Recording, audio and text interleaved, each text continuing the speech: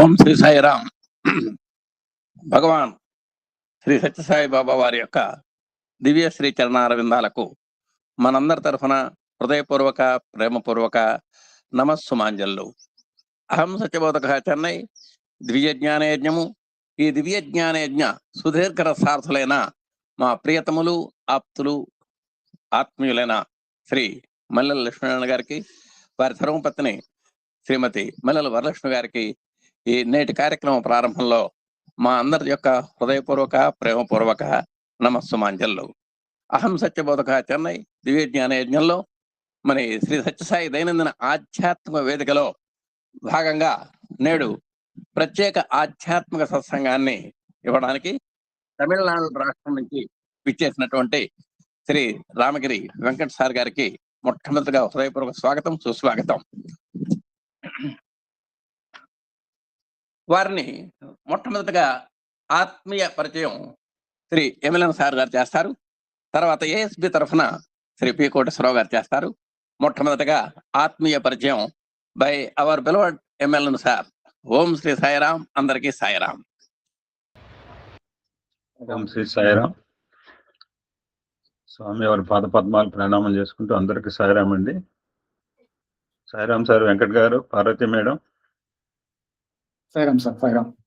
చాలా రోజులైంది సార్. సాయిరామ్ అండి. సాయిరామ్. సాయిరామ్. సాయిరామ్ అండి. మన వెంకట్ గారు వారి గురించి ఏమీ ఇవ్వలేదు, ఇవ్వమంటే కూడా చాలా సింపుల్ గా ఇచ్చారు. సో నాకు తెలిసిన కొన్ని విషయాలు చెప్పడం నా ధర్మం అన్నమాట. నేను చెన్నైకి వచ్చిన తర్వాత నాకు మొదటగా పరిచయమైన తెలుగు దంపతులు, పుణ్య దంపతులు శ్రీ వెంకట్ గారు, శ్రీమతి పార్వతి గారు. వీరు నాకు చెన్నైలో కొండంత అండ అనమాట. నేను వాళ్ళు చాలా I love them like anything. వాళ్ళు కూడా నన్ను చాలా ఆప్యాయంగా ఆదరిస్తారు. ఇప్పుడు సత్యసాయి కేంద్ర అని మా జిల్లా యొక్క సెంటర్ అండి. జిల్లా స్థాయి కార్యక్రమాలన్నీ కూడా అక్కడే జరుగుతాయి. అదే మా వెంకట గారు కేంద్ర అనమాట, సొల్లెంగులూరు సమితి కేంద్ర కూడా. వారు ఎంతో ఉన్నత స్థాయిలో ఉండి కూడా ఎంత నిగర్వు, ఎంత సింపుల్ లివింగ్ అంటే అసలు మాటలు సరిపోవు. ఆ మేడం గారు పేరు తగ్గట్టుగా పార్వతీదేవి అనమాట.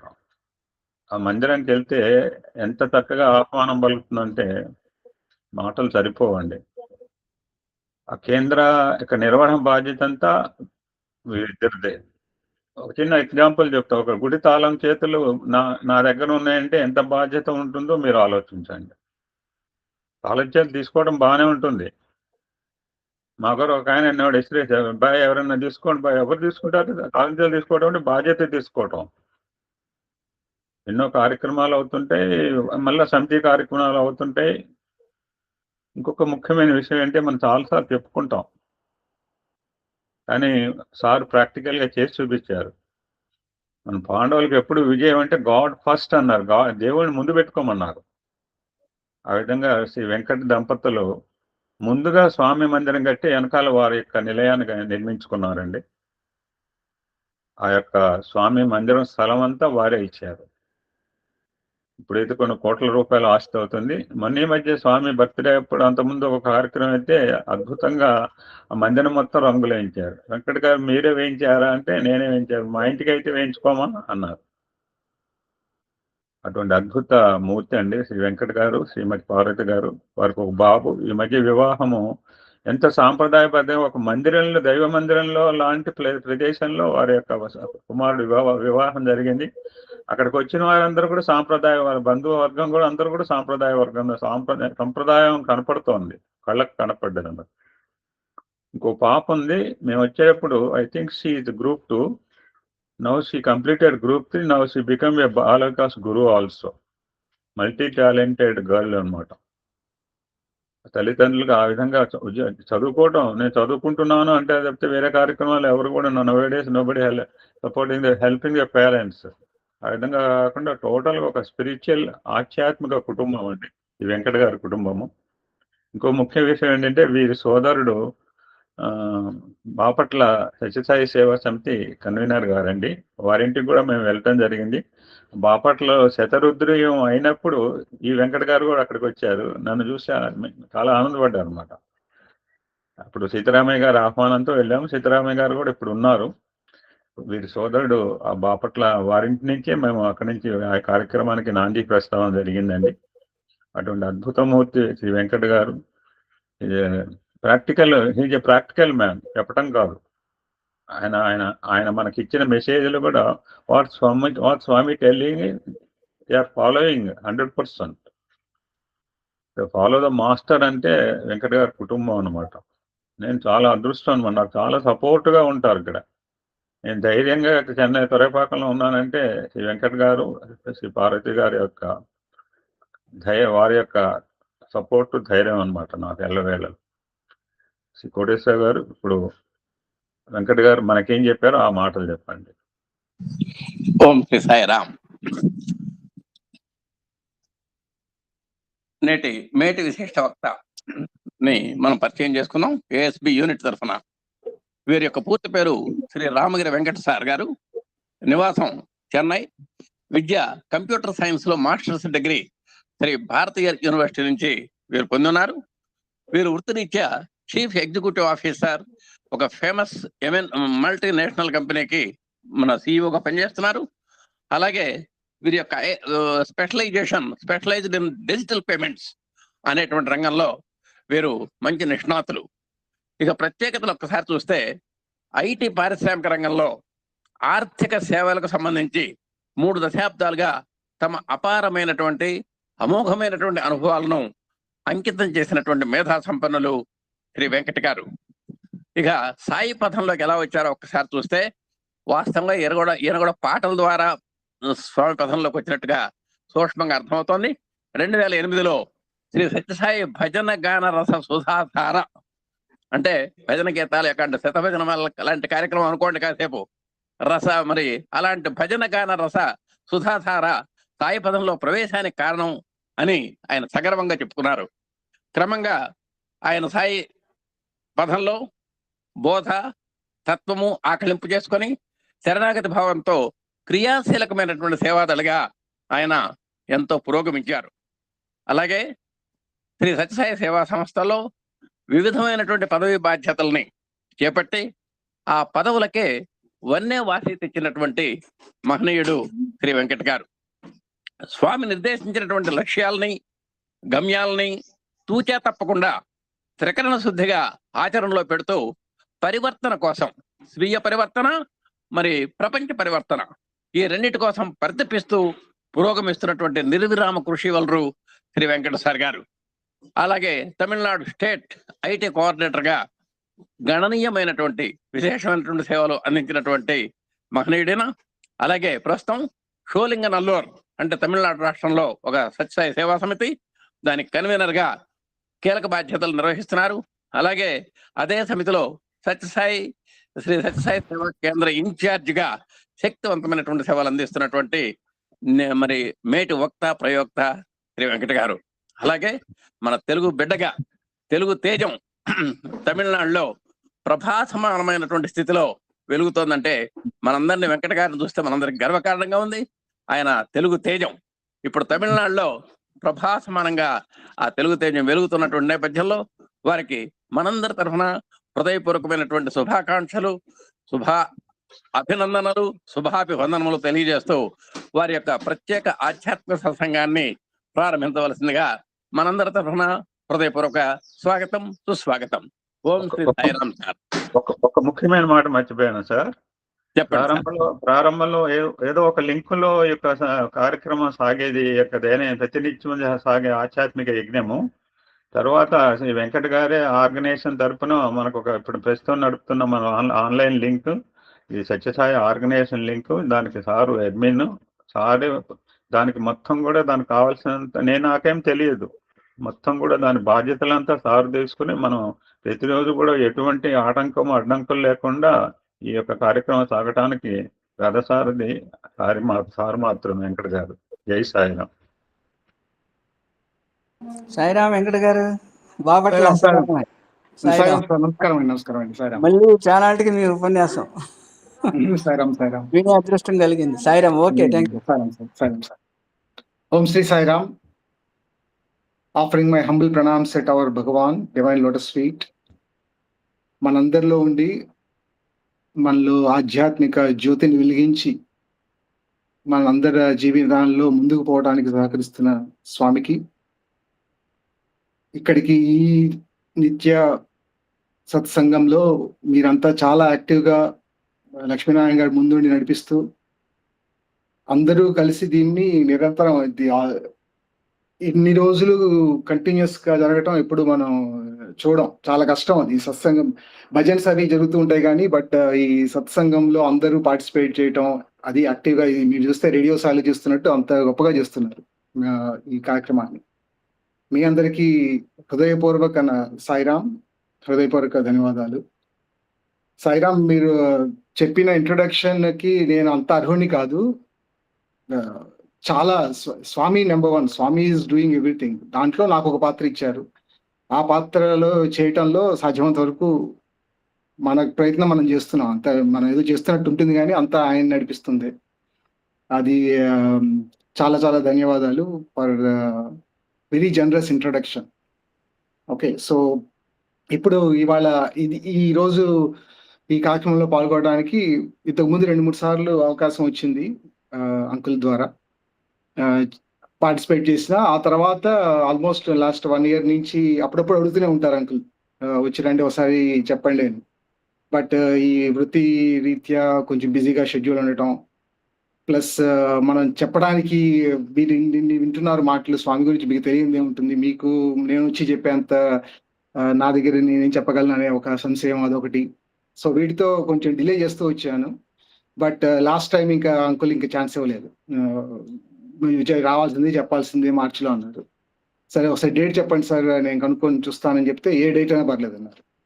సో ఇట్లా మార్చి 15 టాపిక్ చెప్పండి, దానికైనా ప్రిపేర్ వస్తాను, ఏది కొంచెం ప్రయత్నం అది జరుగుతుంది కదా అంటే ఆ టాపిక్ కూడా మీరే సెలెక్ట్ చేసుకోండి అన్నారు. ఇంకా ఛాన్స్ లేదు, నాకు తప్పించుకునే ఛాన్స్ లేదు. సో ఆ విధంగా ఇవాళ ఈ కార్యక్రమంలో పార్టిసిపేట్ చేసే అవకాశం స్వామి అంకుల్ ద్వారా నాకు ఇచ్చినందుకు స్వామికి, అంకుల్కి, అందరికీ చాలా ధన్యవాదాలు. సో ఇవాళ నేను చెప్దాం అనుకున్న మాటలు ఆలోచిస్తే అన్ని స్వామి ద్వారా స్వామి చేస్తూ ఉంటారు, చెప్పిస్తూ ఉంటారు. ఆలోచిస్తే నేను అనుకుంది ఏంటంటే, మీకు దీంట్లో నిత్య సత్సంగంలో మీరు చాలా రెగ్యులర్గా పాటిస్తున్నారు. చాలా పెద్ద గొప్ప సీనియర్ డివోటీస్ వక్తలు మాట్లాడారు. సో మీకు తెలియని విషయాలు స్వామి గురించి కానీ, స్వామి చెప్పిన ప్రవచనాల గురించి కానీ తెలియని విషయాలు ఎక్కువ ఉండవు. సో నేనేమనుకున్నానంటే, ఆ స్వామి చెప్పిన మాటలు మన దైనందిక జీవనంలో ఇర్రెస్పెక్టివ్ ఆఫ్ జెండర్, రోల్, దేని గురించి కాకుండా మనం అప్లై చేసి ఒక భక్తుడిగా, ఒక స్వామి సాధకుడిగా మనం దాన్ని అప్లై చేసుకొని మనం ఎలా ముందుకు పోవాలి మన జీవిత మార్గంలో అనేది ఒక టాపిక్ గా తీసుకొని చిన్న విషయాలు, స్వామి చెప్పిన చిన్న విషయాలు, మరి కాంప్లికేట్ చేయాల్సిన అవసరం కూడా లేదు. అండ్ స్వామి చెప్పినవన్నీ కూడా చాలా చాలా సింపుల్, ఎవరికైనా అర్థమయ్యేటట్టు చెప్పారండి. వాటిని ఒకసారి మనం గుర్తు చేసుకునే ప్రయత్నం చేద్దామని దానికి తగ్గట్టు ఇవాళ చెప్పే మాటలన్నీ స్వామి నా చేత ఆ చిన్న మాటలు మనం మన జీవితంలో అప్లై చేసుకుంటున్నాం. మనకి మనం పొందిన అనుభవాలు, వాటి వల్ల మనం నేర్చుకుంది ఏంటి, దానివల్ల మనం ఎలా ముందుకు పోగలుగుతున్నాం అనే దాని మీద 4 మాటలు చెప్పే ప్రయత్నం చేస్తాను. సో ఇదంతా రిలేటింగ్ టు లివింగ్ సాయి. మనం స్వామి చెప్పినట్టు, స్వామి ఉన్నన్నాళ్ళు స్వామి చెప్పారు, my life is my message. ఇప్పుడు స్వామి తదనంతరం వచ్చే జనరేషన్స్ కి స్వామిని చూసి ఉండరు, స్వామితో మాట్లాడి ఉండరు. So his life is our message, our life is his message, right? And మనం నడిచే విధానం, మనం మాట్లాడే తీరు, మనం చేసే పని, అదన్నీ స్వామి మన ద్వారా ప్రపంచానికి అందిస్తూ ఉంటారు. ఆ ఒక ఆలోచనతో కొన్ని మాటలు. మొట్టమొదట మనం స్వామి చెంతకు వచ్చి స్వామి జీవితంలో గడుపుతాం అంటే అదే గొప్ప భాగ్యం. సో స్వామి చెప్పినట్టు పురాణాల్లో చెప్తారు, జంతునాం నరజన్మ దుర్లభం. అంటే మనం ఎన్ని కోట్ల జన్మల్లో మానవ జన్మ వచ్చిందంటే అదే అతి గొప్ప విషయం. అందులో స్వామికి సమకాలీనులుగా ఆ స్వామి ఏరాలో మన జన్మ రావటం, అందులో స్వామి మాటలు విని, స్వామి చెప్పే ఉపదేశాలు మనం అర్థం చేసుకొని మన జీవితాన్ని మురుగుపరుచుకునే ప్రయత్నం చేయటం ఇంకా అతి గొప్ప వరం. వీటిలో మనం ఇప్పుడు మొత్తం ఒక ఈ లైఫ్ యొక్క సార్థకత పొందాలంటే మనం స్వామి చెప్పిన మాటలు ఎలా విని ఎలా ముందుకు వెళ్తామో వచ్చిన మానవ జన్మకి సార్థకత ఎలా చేసుకోవాలి అనేది చాలా అద్భుతమైన అవకాశం. ఈ అవకాశాన్ని మనం ఎలా వినియోగించుకోవాలి? స్వామి సందేహ నివారణలో ఇది కూడా స్వామి మనం మాట్లాడుతున్నప్పుడు చాలా విధాలుగా మనకి స్వామి డైరెక్ట్ గా ఇండైరెక్ట్ గా సందేశం అందిస్తారు. సో ఈ ప్రిపరేషన్ క్రమంలో ఒక వారం రోజుల క్రితం మన పాత డిపి చెన్నై ఈస్ట్ కోస్ట్ కి సుందరరామన్ గారు కాల్ చేశారు. ఆయన చేసి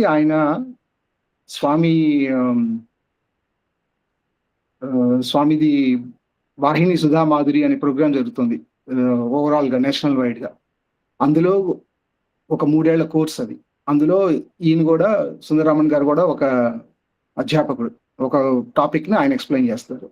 ఆయనకి ఈసారి ఇచ్చిన టాపిక్ సందేహ నివారణలో స్వామి చెప్పిన మాటలు వాళ్ళకి వచ్చే స్టూడెంట్స్ కి ఎక్స్ప్లెయిన్ చేయటం, అది బాధ్యత. అది ఆయన ఇంగ్లీష్ లాంగ్వేజ్, మల్టిపుల్ లాంగ్వేజెస్ లో కోర్సెస్ ఉంటాయి. అందులో some of you may be attending that. Multiple languages లో ఉంటాయి కోర్సెస్. వాటిల్లో ఈయన ఇంగ్లీష్ లో ఇది చెప్దామని సందేహ నివారణలో. సో ఆయన ఎంత కమిటెడ్ అంటే ఆయన ఇంగ్లీష్ బుక్ చదువుతుంటే ఆయనకి ఆ మీనింగ్ అది స్వామి చెప్పినట్లు రావట్లేదు. సో ఆయన ఏమన్నారంటే, నేను లాస్ట్ వీక్ ముందు వారం మా అన్నయ్య అమ్మగారి వాళ్ళతో పుట్టపర్తికి వెళ్తే ఆయన ఫోన్ చేసి ఇలా నాకు సందేహ నివారణలో ఇది వచ్చింది టాపిక్. అందులో నేను అప్పుడు ఆయన పుట్టపర్తిలో ఉన్నట్టు కూడా ఆయనకు తెలియదు. సో ఫోన్ చేసి ఇలా సందేహ నివారణలో దాని గురించి మాట్లాడాలి, కానీ నేను తెలుగు చదివితే తప్పితే, ఆయన తమిళియన్, తెలుగులో ఆయన స్వామి చెప్పింది ఏంటో తెలుసుకుంటే తప్పితే అది నేను కాన్ఫిడెంట్ గా దాన్ని అందించలేను మన స్టూడెంట్స్ కి. సో కొంచెం ఆ తెలుగు పుస్తకం తీసుకురాగలరా అని అడిగారు. సో నేను లక్కీగా అప్పుడు పుట్టపర్తిలో ఉంటాం, ఆయన చాలా ఆనందపడ్డారు. సో పుస్తకం తీసుకొని ఆయనకి ఇచ్చాము. ఇచ్చిన తర్వాత ఆయన మళ్ళీ కాల్ చేసి ఇలా తెలుగులో దీంట్లో స్వామి దాంట్లో ఆ పుస్తకంలో తై తై తై తోలు బొమ్మ అనే ఒక పద్యం రాశారు స్వామి. ఆ పద్యం దానికి ఆ మొత్తం పుస్తకం మొత్తం సందేహ నివారణలో ఆ సంపుటికి మొత్తానికి అది చాలా కీలకమైన పద్యం. సో దాని స్వామిని ఏం చెప్పారు, అది ప్రతి తెలుగు వర్డ్ నాకు అర్థం కావాలి, కొంచెం హెల్ప్ చేయండి అని అడిగారు. సో ఆ విధంగా ఆయన మా ఇంటికి వచ్చారు ఒక 4-5 రోజుల క్రితం. వచ్చి ఆ పద్యం మొత్తం 15 సంపుట్లు ఉంటాయి, 15 శ్లోకాలు పద్యం అది. ఆ 15 ఒక 2 గంటలు మేము ఒక ప్రతి వర్డ్ తీసుకొని, ఆయన తమిళ్లో ఆయన అర్థమైంది, ఆయన దాని ఇంగ్లీష్ ట్రాన్స్లేషన్, తెలుగులో మళ్ళీ గూగుల్ యూజ్ చేసుకొని కొన్ని ట్రాన్స్లేషన్స్. న్యాచురల్ గా తెలుగు వాళ్ళు అవడంతో మనకు కొంచెం తేలిక దాని గురించి అర్థం చేసుకోవడం. అది చాలా కష్టమైన తెలుగు అనుకోండి, అయినా సరే మేము చదువుకున్న తెలుగుకి కొంచెం తేలిక అది. దానివల్ల అది ఆ 15 పద్యాలు స్వామి చెప్పింది మన లైఫ్ మొత్తాన్ని దాంట్లో ఇవ్వడేశారంట. తల్లి గర్భంలో ఉండి మనం వచ్చినప్పటి నుంచి మళ్ళీ జన్మ తాళించి స్వామిలో కలుసుకునేదాకా ఉన్న అంకాలన్నీ ఒక 16 శ్లోకాల్లో 16 పద్యాల్లో స్వామి అద్భుతంగా చెప్పారు. అందులో ఈ జంతునాం నరజన్మ దుర్లభం అనే దానికి స్వామి చెప్పిన చాలా చక్కని మాట, చెట్టై పుట్టై చీమదోమై చిలుకై కొండ చిలువై పుట్టుచి గిట్టుచు కొట్టుకొనుచు గట్టే వెదుకని కర్మజీవ. అంటే అన్ని వ్యయ ప్రయాసలోరి చాలా కష్టపడి కొన్ని వేల సంవత్సరాలు వెయిట్ చేస్తే గాని మానవ జన్మ రాదుట.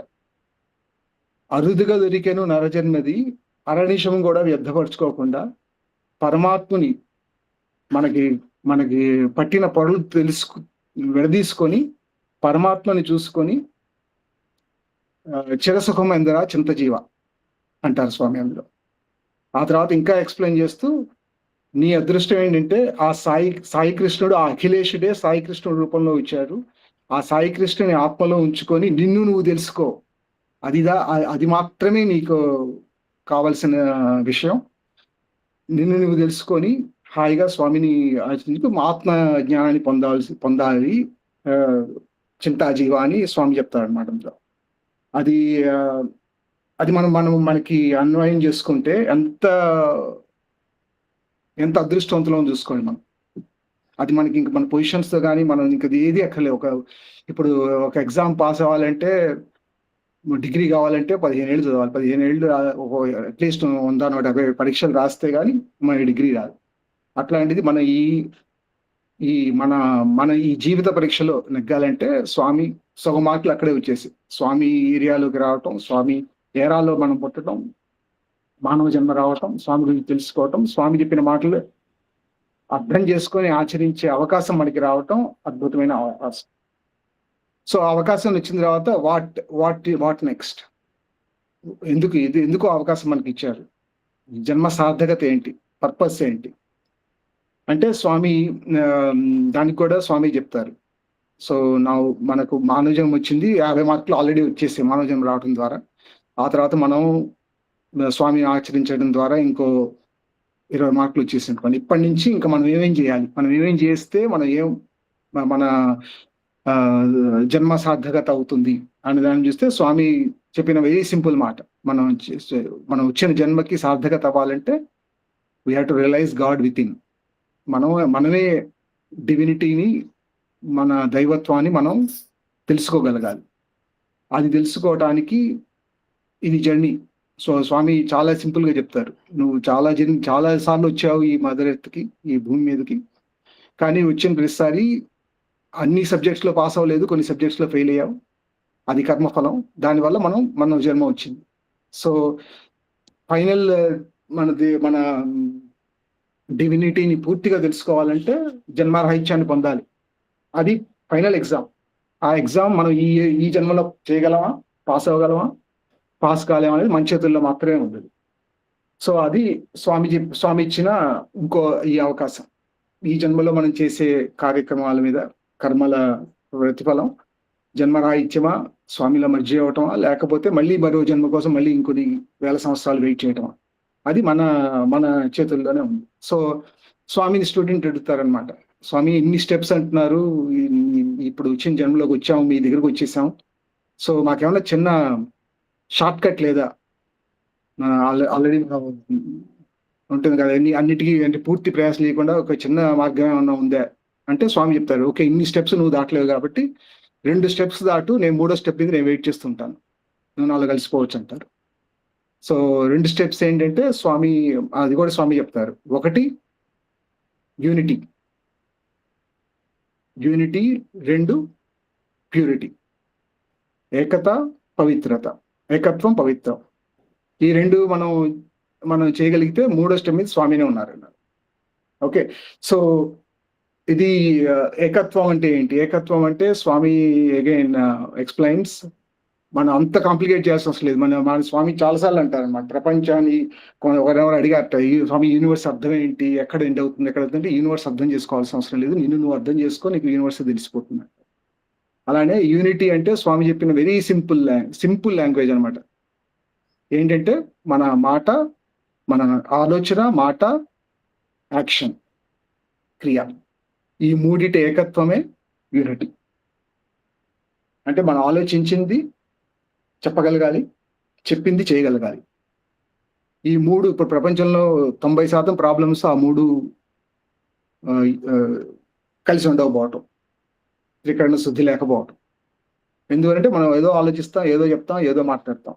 సో వాక్ ద టాక్ అంటారు మేనేజ్మెంట్ లాంగ్వేజ్ లో, live the value based living అని. సో అది లేకపోవటం వల్ల సగం అనర్థాలకు అదే కారణం. సో మనం ఆ 3 యూనిట్ చేయగలిగితే, త్రికరణ శుద్ధి ఉండగలిగితే నువ్వు ఫస్ట్ స్టెప్ క్రాస్ అయిపోయినట్టే అంటారు. సో కానీ అది యూనిటీ కూడా మళ్ళీ చూస్తే అది bad thought, bad word, bad action ఉంది, అది కూడా యూనిటీ అవ్వచ్చు. ఇప్పుడు మన పురాణాల్లో రావణుడు, కంసుడు వీళ్ళంతా చాలా ఎంతో జ్ఞానపరులు. కానీ వాళ్ళ ఆలోచనలు నెగటివ్, మాట్లాడేది నెగటివ్, యాక్షన్స్ నెగటివ్. సో ఆ 3 యూనిట్ అయినా ఉపయోగం లేదు. You will become terrorist or you will become harmful to the society. So what you need is good thoughts, good words, good actions. Very simple. So ఆ good thoughts, good word, good actions consistent గా మనం చేయగలిగితే unity of thought, word and action leads to purity. ఆ ప్యూరిటీకి మనం పవిత్రత పొందటానికి starting point అన్నమాట. ఓకే, సో ఇది యూనిటీ అనేది మనం ఇదే కాదు, ఇది సాధన ద్వారా unity, purity both will come only through Sadhana at individual. మనం ఫైనల్ గా ఈ హోల్ ప్రయాణం, జీవిత సార్థకత అనేది మన ఇండివిజువల్ ఎఫర్ట్. ఈ స్టెప్లు ఈ జన్మలో చేయాల్సిన కార్యక్రమాలతో ముందుకు వెళ్ళటం అనేది మన ఇండివిజువల్ ఎఫర్ట్. దానికి మన ఫ్యామిలీ కానీ, మన సొసైటీ కానీ, మన పెద్దలు కానీ, ఇంకా మనం చుట్టుపక్కల వాళ్ళు కానీ, వాళ్ళ ప్రయత్నం, వాళ్ళ సపోర్టు వాళ్ళు చేస్తారు. కానీ ఫైనల్ గా ఈ journey is ours, soul is ours, our journey. ఈ జర్నీలో మనం ఎలా ముందుకు పోవాలనేది మన చేతిలో ఉంది. సో యూనిటీ అనేది ఒకటి. తర్వాత ప్యూరిటీ చాలా ఏ ప్రయాసతో కూర్చున్న విషయం. Purity, how you will become purified. So మనం దీనికి ఒక అనాలజీగా చూస్తే, సమితిలో ప్రోగ్రామ్స్ జరుగుతూ ఉంటాయి, అందరూ పార్టిసిపేట్ చేస్తూ ఉంటారు. ఆ తర్వాత భజన తర్వాత ప్రసాదం డిస్ట్రిబ్యూషన్. ప్రసాదం ఇచ్చిన తర్వాత కన్వీనర్ గారు కానీ, సేవా కోఆర్డినేటర్ గారు కానీ చెప్తారనమాట, అంతా కొంచెం చిన్న ఒక తలావు చేసి ఈ ప్లేస్ క్లీన్ చేసి వెళ్ళే లోపల అది చేయండి కొంచెం అంటారు. ఆలోచించుకుందాం ఒకసారి. వెళ్ళే లోపల శుభ్రపరిచి వెళ్ళండి. అదే మన ఆధ్యాత్మిక మార్గంలో ఈ లైఫ్ వదిలి వెళ్ళే లోపల you purify your heart, right? And చాలా గొప్ప ఉపదేశం. అందుకే స్వామి సమితి కానీ, స్వామి ఒక ప్రయోగశాల అన్నమాట, స్వామి సమితి. అందులో you have an opportunity to learn, opportunity to experiment, opportunity to practice, to become purified, to purify yourself, purify ourselves. So ఆ ప్యూరిటీ అనేది పూర్తిగా అవటానికి ఇది ఒక అద్భుతమైన అవకాశం. సో ఇప్పుడు ఆ ప్రయత్నం చేయాలంటే మన జీవితంలో ఆల్రెడీ మనం చాలా ఏళ్ళు కలిసి, ఇన్నేళ్లలో స్వామి మన దగ్గర తీసుకుని చేసిన టైము ఇప్పుడు నా లైఫ్లోనే నేను స్వామి చెప్పిన మాటలు వింటాం కానీ, ఎన్నో ఏళ్ళు భజన కార్యక్రమంలో పాల్గొనే అవకాశం వచ్చింది ఫస్ట్ నాకు. మల్టిపుల్ వృత్తిరీత్యా మళ్ళీ చాలా ప్లేసెస్లో వెళ్ళటం జరుగుతుంది. కానీ వెళ్ళిన ప్రతి చోట ఒక మ్యాండేట్గా పెట్టుకునేవాళ్ళు మా ఫ్యామిలీ, స్వామి భజన ఎక్కడ జరిగితే అక్కడికి వెళ్ళాలని. ఇంకేం చేసేవాళ్ళం కదా, సేవ లేదు, చదువుకోవటం, స్వామి బుక్స్ చదవటం లేదు, ఏం లేదు. బట్ భజనకి మాత్రం కంపల్సరీగా వెళ్ళేవాళ్ళం. అలా స్వామి మొదలు ఆదరించారు.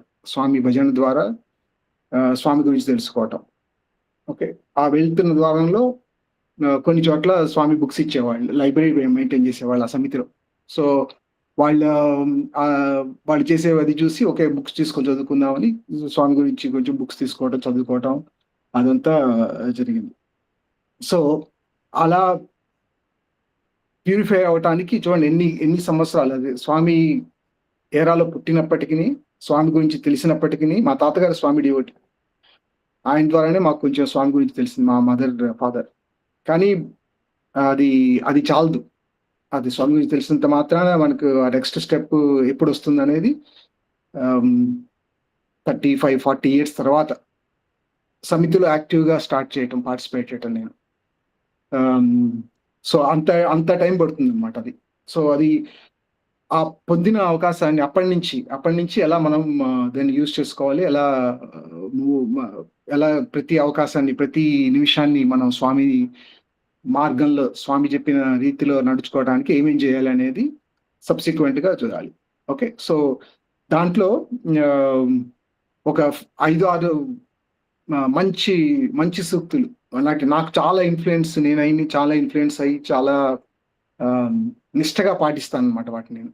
అది నాకు ఒక ఇట్స్ మై గైడింగ్ ఫోర్స్ స్వామి చెప్పిన విషయాలు.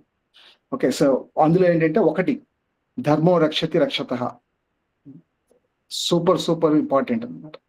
అంటే మన ధర్మాన్ని మనం పాటించడం ఎంతటి కష్టమైనా, so it's Swami's responsibility to protect ధర్మ. అందుకే చెప్తారు యదా యదా హి ధర్మస్య గ్లాని భవతి భారత, అంటే భగవద్గీతలో చెప్పినట్టు. అంటే ధర్మ నాశనం జరగదు, ధర్మానికి హాని జరుగుతున్న టైంలోనే భగవంతుడు వచ్చి ధర్మాన్ని ప్రొటెక్ట్ చేస్తా అని దాని ఉద్దేశం కదా. సో ధర్మో రక్ష మన చేతుల్లో ఉంది ఏంటంటే మన ధర్మాన్ని ఆచరించటం. ఆత్మధర్మం, వ్యావహారిక ధర్మం అంటారు.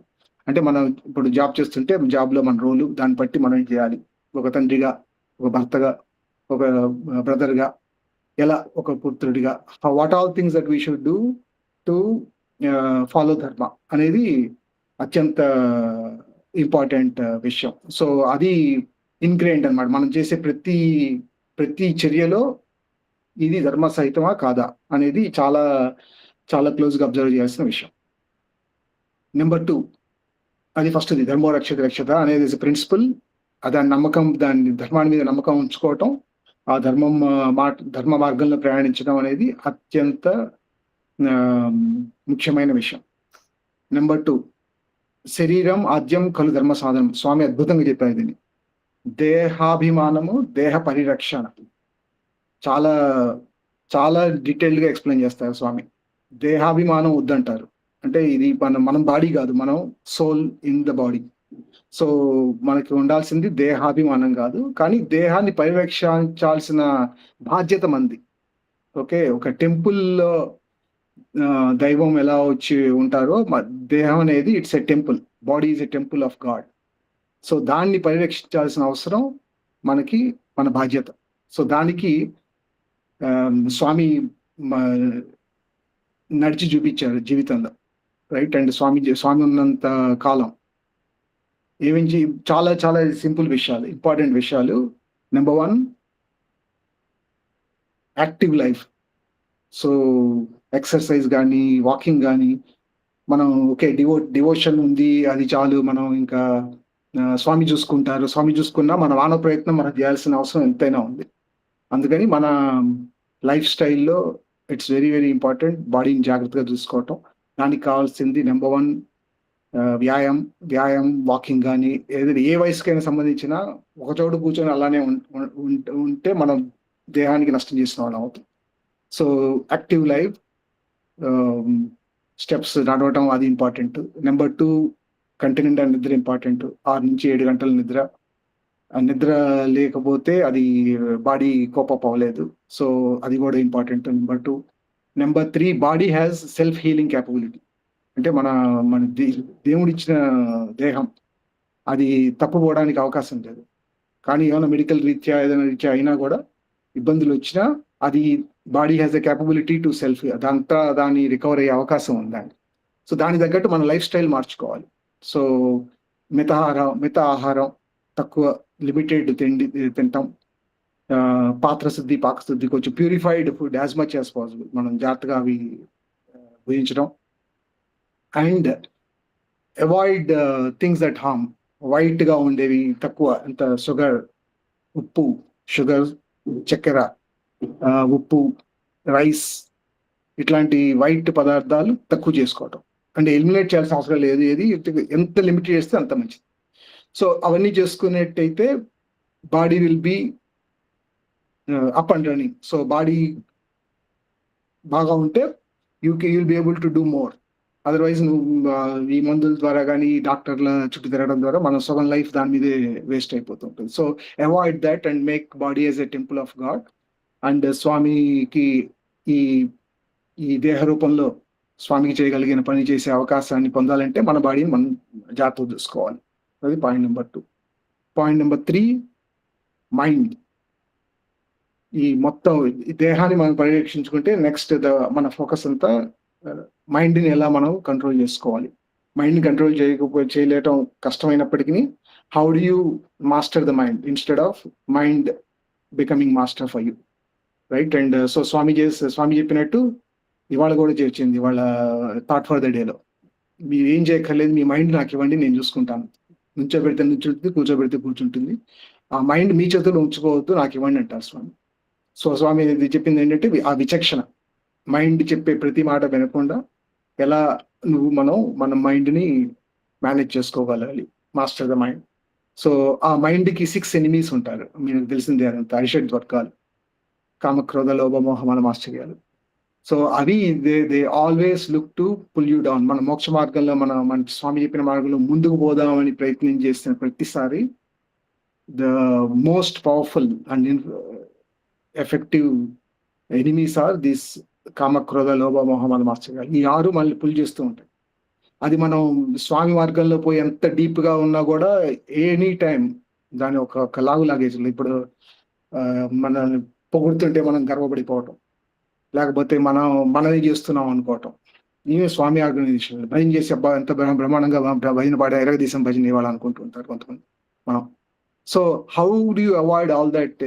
ఇది మనది కాదు, మన స్వామి మన చేత చేయిస్తున్నది. అవాయిడ్ ఆల్ దీస్ డిస్ట్రాక్షన్స్, ఈ మైండ్ చేసే మాయలో పడకుండా ముందుకు పోవటం ఎలా. స్వామి దానికి ఒక మంచి అద్భుతమైన కథ చెప్తారు. ఒక పూర్వకాలంలో ఒక రాజుగారి పిల్లవాడు బిఫోర్ టేకింగ్ దిస్ కింగ్డమ్ ఒక గురువు గారి దగ్గరికి వెళ్దాం అని చెప్పి ఒక అడవికి వెళ్తారు. ఆ గురువు గారి దగ్గరికి వెళ్ళి గురువుగారిలో వాడు చెప్పిన ఉపదేశాలను చాలా హ్యాపీగా ఫీల్ అవుతారు. ఇదంతా ఆధ్యాత్మిక ఉపదేశాలు, దైవం, డివోషన్ యొక్క ఇంపార్టెన్స్ అదంతా చెప్తారు. సరే అయిపోయిన తర్వాత ఈవినింగ్ అవుతుంది.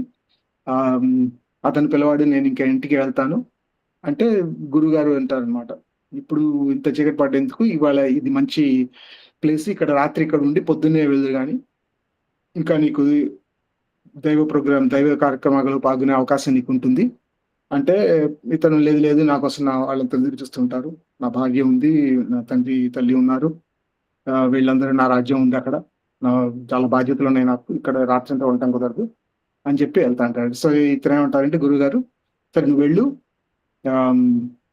వెళ్ళి ఒక టాబ్లెట్ ఇస్తాను, ఒక మాత్ర ఇస్తాను, వెళ్ళి ఇంటికి వెళ్ళగానే మాత్ర వేసుకొని పడుకో అంటారు. నేను మళ్ళీ వస్తాను, వచ్చి నీకు మిగతా ఏం చేయాలో నేను చెప్తాను అంటాడు. సో ఇతను వెళ్ళి వాళ్ళ ఊరికి వెళ్ళిపోతాడు, రాజ్యానికి.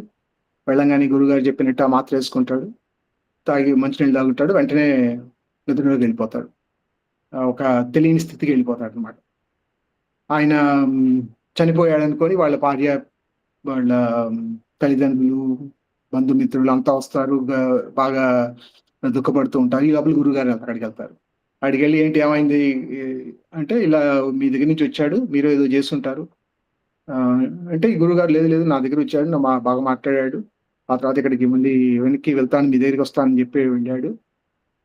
సో అని ఎందుకు నేను చూస్తాను అని చెప్పి వెళ్ళి చూసి మళ్ళీ ఆయన దగ్గరికి వచ్చి ఒక గ్లాస్లో నీళ్లు పెడతాడు. అక్కడ పెట్టి, నేను చూశాను ఇది, నేను ఇతన్ని బతికిస్తాను, కాకపోతే ఈయన బతకాలంటే మీలో ఒకళ్ళు ఈ నీళ్లు దాగి మీరు ఆ మరణాన్ని మీరు తీసుకోవాలి అంటాడు. అని ఫస్ట్ భార్యతో అంటాడు అనమాట, నీకు భార్య కదా, నువ్వు ఈయన పోతే నువ్వు విడో అవుతావు, సో దానివల్ల నీకు ఇంకా ఎక్కువ ఇబ్బంది, దాని బదులు నువ్వే ఈ మరణం తీసుకో, ఆయన లేచి వస్తాడని చెప్పాడు. ఆవిడ కూడా ఆవిడ ఆపేసేసి, లేదు నాకు ఇంకా పిల్లలు ఉన్నారు, వాళ్ళ బాధ్యతలను తీసుకోవాలి, ఇప్పుడే వెళ్ళిపోతారు, చాలా చంద్రాన్ని పెళ్లి చేశారు, నేను వెళ్ళలేను, మా అత్తగారు మామగారిని అడగండి, వాళ్ళు ఇంకా కొంచెం వాళ్ళ జీవితాన్ని అనుభవించిన వాళ్ళకైతే వాళ్ళు. సో వాళ్ళ తండ్రి, నేను ఇప్పుడే రాజ్యాన్ని ఈయనకి ఇస్తున్నాను, ఇంకా రాజ్యం ప్రజలంతా నా మీద డిపెండ్ అయి ఉంటారు, ఇప్పుడు నేను వెళ్ళిపోతే ఇతను ఎలా పరిపాలిస్తాడో తెలియదు, ప్రజలకు ఇబ్బంది అవుతుంది, నేను వెళ్ళడం కుదరదు అంటాడు ఆయన. అట్లానే తల్లి, అట్లానే బంధువులు ఎవరు ఒప్పుకోరు దానికి. సో ఇదంతా గురుగారు చెప్పిన మాత్ర వేసుకున్న అతనికి తెలుస్తూ ఉంటుంది ఇదంతా. సో అప్పుడు గురుగారు చెప్తారు, వాళ్ళు మళ్ళీ ముగ్గురు లోపలికి వెళ్ళి, నేను ఒకసారి మళ్ళీ ఇంకొకసారి ట్రై చేయండి, మీరు ఎవరు వచ్చినా కూడా ఈయన వచ్చేస్తారు అని చెప్పి. సరే వాళ్ళు ముగ్గురు లోపలికి వచ్చి బయటకు వెళ్ళి కాసేపు మాట్లాడుకొని బయటకు వచ్చి, గురుగారు ఇదంతా ఇక్కడ చాలా కష్టం, మీరు ఎలాగూ సన్యాసులు కాబట్టి మీకు బాధ్యతలు లేవు కాబట్టి మీరు తాగండి, కొంచెం తాగి అతన్ని బతికించాడు అంటాడు. అప్పుడు అతన్ని లేపుతారు గురుగారు. లేపితే అతనికి తెలుస్తుంది ఇలా అటాచ్మెంట్, మోహం, మనం మన వాళ్ళం అనుకున్నాం, మనది అనుకున్నాం.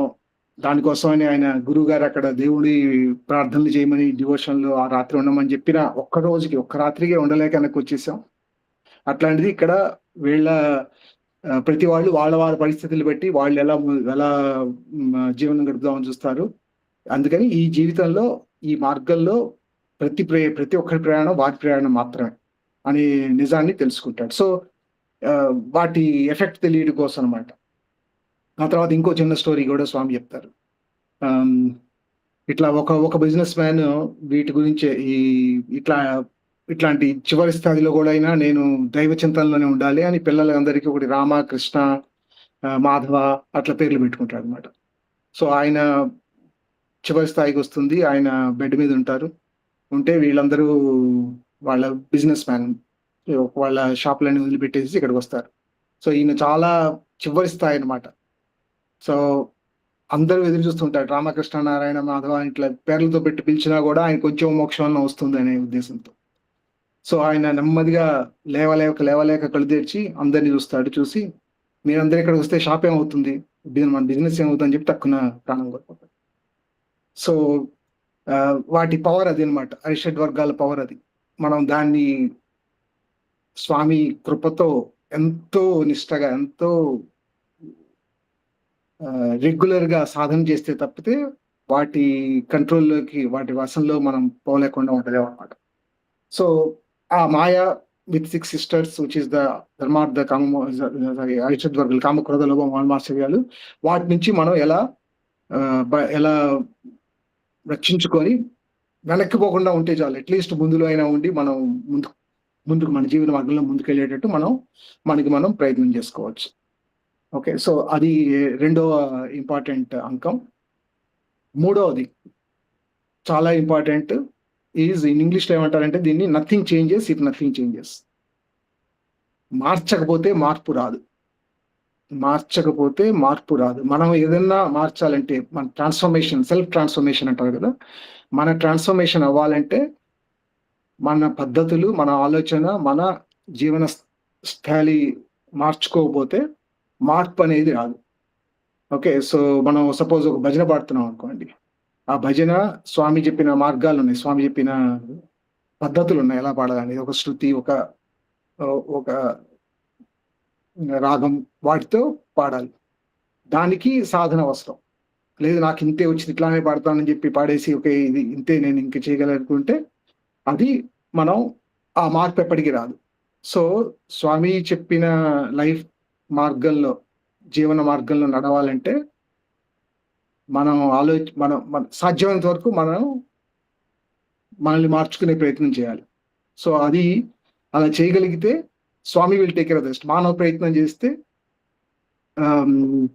దైవ సహాయం విచ్ ఈస్ దేవుని సపోర్ట్, కృప అనేది తప్పకుండా వస్తుంది. సో ఆ మానవ ప్రయత్నం అనేది ప్రతి విషయంలో మనం చేయాలి. Nothing changes if nothing changes, అది కూడా ఒక రూల్. సో ఎటువంటి పరిస్థితుల్లో అయినా మనం ఒక ఇబ్బందుల్లో పడుతున్నాం అంటే మనం ఆత్మవిమర్శ చేసుకొని, is it right, is it wrong, is it Swami's way of living, if not what should I do, ఎలా మార్చుకోవాలి అనేది మనం ఆలోచించుకోవాల్సి వస్తుంది. అదొక ఇంపార్టెంట్ అంకం. సో అలా మనం చేస్తూ ఉంటే దెన్ ఓకే మనం మార్చుకోవాలని ప్రయత్నం చేసుకున్నట్టయితే then you will also see how complicated the world is. Okay, so మనం మార్చుకుందామని ప్రయత్నంతో ముందుకు వెళ్తున్నప్పటికీ దెన్ యూ విల్ సీ బయటకు వచ్చిన తర్వాత యుద్ధ వాతావరణం, పొలిటికల్ ఫైట్స్, ఇదంతా గందరగోళమైన ప్రపంచం. సో ఈ ప్రపంచంలో మనం ఎలా ముందుకు వెళ్తాం దెన్ అదొక ప్రశ్న వస్తుంది అందరికి. సో దానికి స్వామి చెప్పిన అతి చాలా చాలా సింపుల్ విషయాలు. స్వామి చెప్పింది ఎవ్రీథింగ్ ఈజ్ బ్రహ్మ, సర్వం కల్విదం బ్రహ్మ. ఓకే, సో మనం ఇది మంచి, ఇది చెడు, వీళ్ళు మంచివాళ్ళు, వీళ్ళు చెడ్డవాళ్ళు, వీళ్ళు ఇది, వీళ్ళు అది అని మనం అనుకోవాల్సిన అవసరమే లేదు. Because everything is created by God for a purpose. So వాళ్ళ ప్రయాణంలో వాళ్ళు వెళ్తున్నారు, మన ప్రయాణంలో మనం వెళ్తున్నాం. సో ఒకసారి స్వామి డివోటి ఎస్పీగా సూపరింటెండెంట్ ఆఫ్ పోలీస్ని అడిగారట ఎవరో, మీరు స్వామి భక్తులు కదా, మీరు చాలా మందిని శిక్షిస్తూ ఉంటారు, మీకు అలా బాధ అనిపించదా? స్వామి చెప్తారు లవ్ ఆల్ సర్వ్ ఆల్ అని, మరి మీరు అట్లాంటి వాళ్ళని శిక్షిస్తూ ఉంటారు, దానివల్ల మీకు ఇబ్బంది ఏం కలగదా అంటే స్వామి ఆవిడ చెప్పింది చాలా చక్కగా చెప్తారనమాట.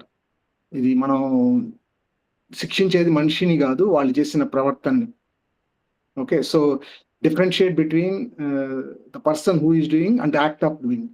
సో అది మనం బేరీజ్ వేసుకోగలిగితే ఒక ఇది వీళ్ళు చెడ్డవాళ్ళు వీళ్ళు మంచివాళ్ళు అనే ముద్ర అనేది ఉండదు. కొన్నిసార్లు మంచి వాళ్ళే చెడు పనులు చేస్తారు, చెడ్డవాళ్ళు మంచి పనులు చేస్తూ ఉంటారు. సో అది అర్థం చేసుకోగలిగిన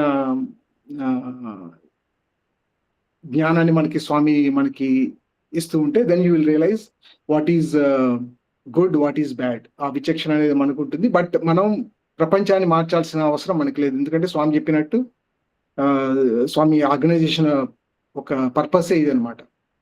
transforming self transformation leading to world transformation. So Swami never said no మీరందరూ వచ్చి మేము ప్రపంచాన్ని ఉద్ధరిద్దాం అన్నారు. స్వామి చెప్పినంతా మీరేం చేయగలరు, సీలింగ్ ఆన్ డిజైర్స్ మీరేం చేస్తారు. ప్రతిరోజు స్వామి చెప్పిన డైలీ యాక్టివిటీస్ మనం చేయగలిగింది మనం చేయాల్సింది as a member of the Sathya Sai organisation, members devotee of Sathya Sai Baba. మనం ఏం చేస్తాం అనేది, ఎందుకంటే అది మనం అలా చేస్తున్నప్పుడు స్వామి ఆ నూనె మన హృదయంలో దివ్య జ్యోతిని నిరంతరం వెలిగించే ప్రయత్నం చేస్తాడు. అలా దివ్య జ్యోతి వెలుగుతున్నప్పుడు then you become the spark that transform the world. అది మనం చేయాల్సి, మనం దాని గురించి ప్రత్యేకించి మనం చేయాల్సిన ఏం లేదు. మనం చేయాల్సిందల్లా మనల్ని మార్చుకుంటూ మనల్ని సంస్కరించుకుంటూ మనల్ని ముందుకు వెళ్తుంటే ఆ ప్రపంచాన్ని మార్చే responsibility Swami will take. Okay, so అదొక ఇంపార్టెంట్ సూక్తం. సర్వం కల్విదం బ్రహ్మ, don't bother about what's happening in the world but bother about what should happen in you to improve. Okay, so అది ఒక అంకం. ఆ తర్వాత ఇంకా మనం అలా మార్పు చెందుతూ మార్చుకోవాలనే ప్రయత్నం చేస్తున్నప్పుడు వీల్ ఫేస్ సర్టెన్ సిచ్యుయేషన్స్. మనం కొన్ని సిచ్యుయేషన్స్ ఫేస్ చేస్తాం, అది మనం మార్చుకోలేము. ఓకే, సో దానికి కూడా ఒక చిన్న స్టేట్మెంట్ సూక్తి ఏంటంటే, అది accept what you can't change what you can't accept. మార్చలేని దాన్ని మనం అంగీకరించలేదు, ఇది మంచిది కాదు అనుకునేది మనం మార్చాలి. అది మన బాధ్యత.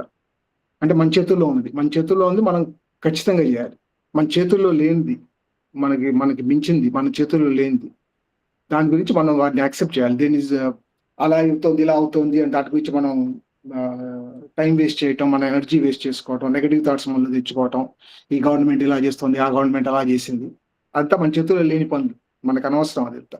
సో అది లేనప్పుడు మనం వాటి గురించి వేస్ట్ చేయకుండా టైం మన లైఫ్లో మనం ఎలా ఇంప్రూవ్ అవ్వాలి, మన దానికి ఏం చేయాలి అనే దాన్ని స్వామి అద్భుతంగా చెప్తారనమాట. అందుకని దాన్ని కూడా మనం మనసులో పెట్టుకొని, మనం మార్చలేని దాన్ని మనం ఏదైతే మార్చగలమో, మన చేతుల్లో ఏది ఉందో దాని రెస్పాన్సిబిలిటీ ఫుల్గా మనం తీసుకోవాలి. సపోజ్ మనం ఇది చూసుకోండి, నేను చాలా ఏళ్ళుగా స్వామిది మాటలు వింటున్నా కూడా నేను ఎర్లీ మార్నింగ్ లేవటం నాకు చాలా కష్టం. ఇప్పటిదాకా నాకు అర్థమయ్యేది కాదు కూడా. అంటే ఎలా మనం పుట్టపర్తికి వెళ్ళినప్పుడు అప్పుడప్పుడు నగర సంగీతానికి వెళ్తా కానీ, బట్ ఇంట్లోనే లేచి సుప్రభాతం చెప్పడాలని అదే అంటే ఆ టైంలో నాకు యాక్చువల్గా చాలా బాగా నిద్రపడుతుంది. మాట్లాడుకునే వాళ్ళు అనమాట, ఎట్లా అవుతుంది అసలు అది, హౌ ఇట్స్ పాసిబుల్ అని. ఆ తర్వాత దాని నేను స్వామికి ఎప్పుడు అది రైట్ అనిపిస్తే అప్పుడు అది నేను చేయగలగాలి అని అనుకున్నట్టు స్వామి చెప్పారు. మా అన్నయ్య చేస్తూ ఉంటారు సుప్రభాతం, రోజు 4 గంటలు వేస్తాడు, నేను అక్కడ లేచి ఇంకో రూమ్లో వెళ్ళి పడుకునేవాడిని అనమాట. సో అట్లాంటి ఆలోచన ఉన్న నాకు, but exact 1 month back Thyagarajan గారు పుట్టపర్తి నుంచి, త్యాగనాయకులు స్వామి గొప్ప భక్తులు, ఆయన పుట్టపర్తి నుంచి చెన్నై వచ్చేసారు. ఆయన వచ్చి మా కింద పోర్షన్లో ఉంటానని అడిగారు ఆయన. సో కింద పోర్షన్లో అప్పటికి ఇల్లు ఖాళీగా ఉండటంతో ఆయనకి చాలా ఆనందం వేసింది, స్వామి కేంద్రం పక్కనే ఆయన ఇల్లు తీసుకోవటం. సో కిందకు వచ్చారు, కింద పోర్షన్లో వచ్చి ఆయన రెగ్యులర్గా ఇంట్లో లేచి సుప్రభాతం చెప్పుకునే వాళ్ళు. ఒకరోజు భజన అయిన తర్వాత క్యాజువల్గా దాని గురించి మాట్లాడుకుంటాం. సాయిరామ్ మీరు చేస్తారు కదా, వై డోంట్ వి మనం ఇప్పుడు మీరు ఇక్కడే ఉన్నారు కాబట్టి ఇక్కడే కేంద్రంలోనే మన సుప్రభాతం ఎందుకు స్టార్ట్ చేయకూడదు పొద్దున కూడా? చేద్దాం తప్పకుండా, మీరు వస్తారా అని అడిగాడు. సో ఇంకా అడిగినందుకు నేను ఒకటి విషయం ఏంటంటే, స్వామి వర్క్ ఏది వచ్చినా అది వద్దు అనే ప్రశ్న ఉండకూడదు, చేస్తా ఉంటాం ఇంకా మిగతా స్వామి చూసుకుంటారని. సో వస్తాను స్వామి, వస్తాను సాయిరామ్ అని చెప్పాను. సో అది ఇప్పుడు ఆల్మోస్ట్ 1 మంత్ అయింది. ఇప్పుడు అది ఎలా అవుతుందో నాకు తెలియదు. 9:30 కల్లా పడుకోవడం, మళ్ళీ 4:30కి 5కి లేవటం, 5:30కి సుప్రభాతం స్వామి మందిరంలో. ఇప్పుడు లాస్ట్ 1 మంత్ నుంచి చేస్తున్నాం. ఓకే. సో అది మన స్వామి చేయగలిగిన గొప్ప చేయగలిగిన స్వామి చేతుల్లో ఉన్న వర్క్ ఎలా చేయగలుగుతున్నారో అలా చేస్తున్నాం అనమాట. సో అది మనం స్వామిని make him as your charioteer, right? మన జీవన రథానికి ఆయన సాధిగా పెట్టి మన జీవనాన్ని కొనసాగిస్తుంటే ఈ will take care what ever, ఎప్పుడు ఏది జరగాలో అప్పుడు దాన్ని అలా చేయిస్తారు ఆయన. ఓకే. సో ఆ ప్రయత్నంలో ఇంకో విషయం, చాలా ఇంపార్టెంట్ విషయం అంటే, మనం ఇంత జరుగుతున్నప్పుడు చాలా వరకు మనం చేసేవి, మనకు జరిగేవి 2 జరుగుతుంటాయి. క్రియ ప్రతిక్రియ. Life is nothing but those 2, action reaction. So చాలా సార్లు మనం అనుకున్నట్లు అన్ని జరగవు. మనకి కొన్నిసార్లు అనుకున్నవి జరుగుతాయి, కొన్నిసార్లు అనుకోని జరుగుతాయి. కానీ వాటికి ఎలా రెస్పాండ్ అవుతున్నాం అనేది మన చేతుల్లో ఉంటుంది. అది జరుగుతున్నప్పుడు, ఆ ప్రక్రియ జరుగుతున్నప్పుడు మనం చేయాల్సిన అత్యంత ముఖ్యమైన విషయం ఏంటంటే స్వామిని గట్టిగా పట్టుకోవడం. దీంట్లో మనకి కొన్నిసార్లు చాలా డిఫికల్ట్ సిచ్యుయేషన్ మనం ఫేస్ అవుతాం. ఎందుకంటే ప్రపంచం అంతా it will run on it's merit. Okay. మన కర్మ,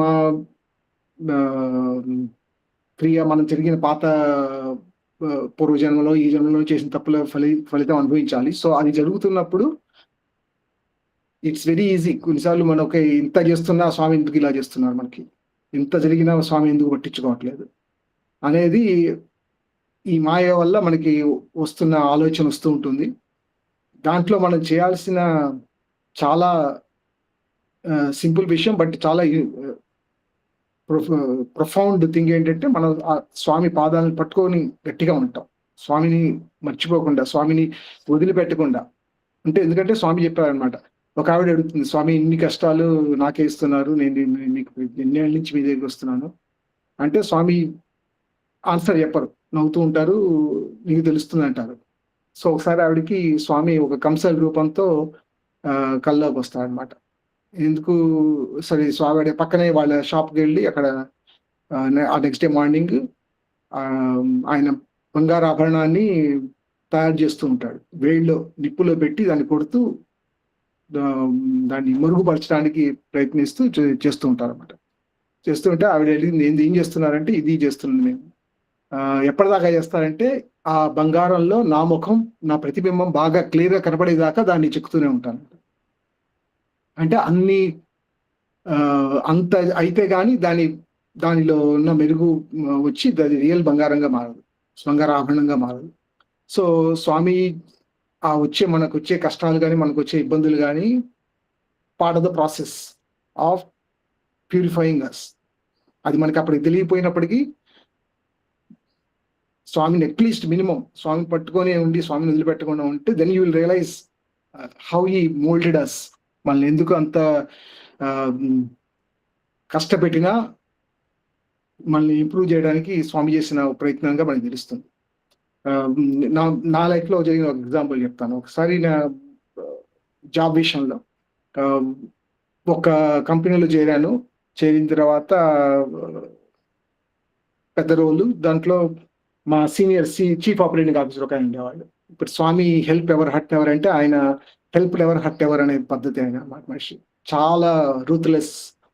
అంటే బిజినెస్ పరంగా మంచివాడే ఉంటాడు, కానీ బిజినెస్ పరంగా ఆయన పద్ధతులు, ఆయన వే ఆఫ్ వర్కింగ్ అదనమాట.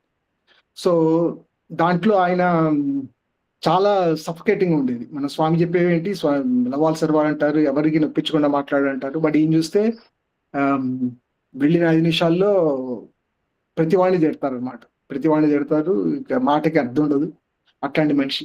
సో మనం ఎలా ఆయనతో మనం నెగ్గుకు రాగలం అనేది ఒక పెద్ద ప్రశ్న. కాకపోతే ఒక 1 ఇయర్ దాంట్లోనే తప్పలేదు అది. ఎందుకంటే నాకు ఇంకో ఆప్షన్ లేదు.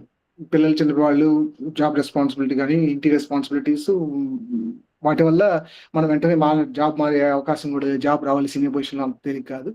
But 1 year that it made me strong. ఎందుకంటే అది అట్లాంటి మాట్లాడి అట్లాంటి ఎన్వైరన్మెంట్ లో మనల్ని మనం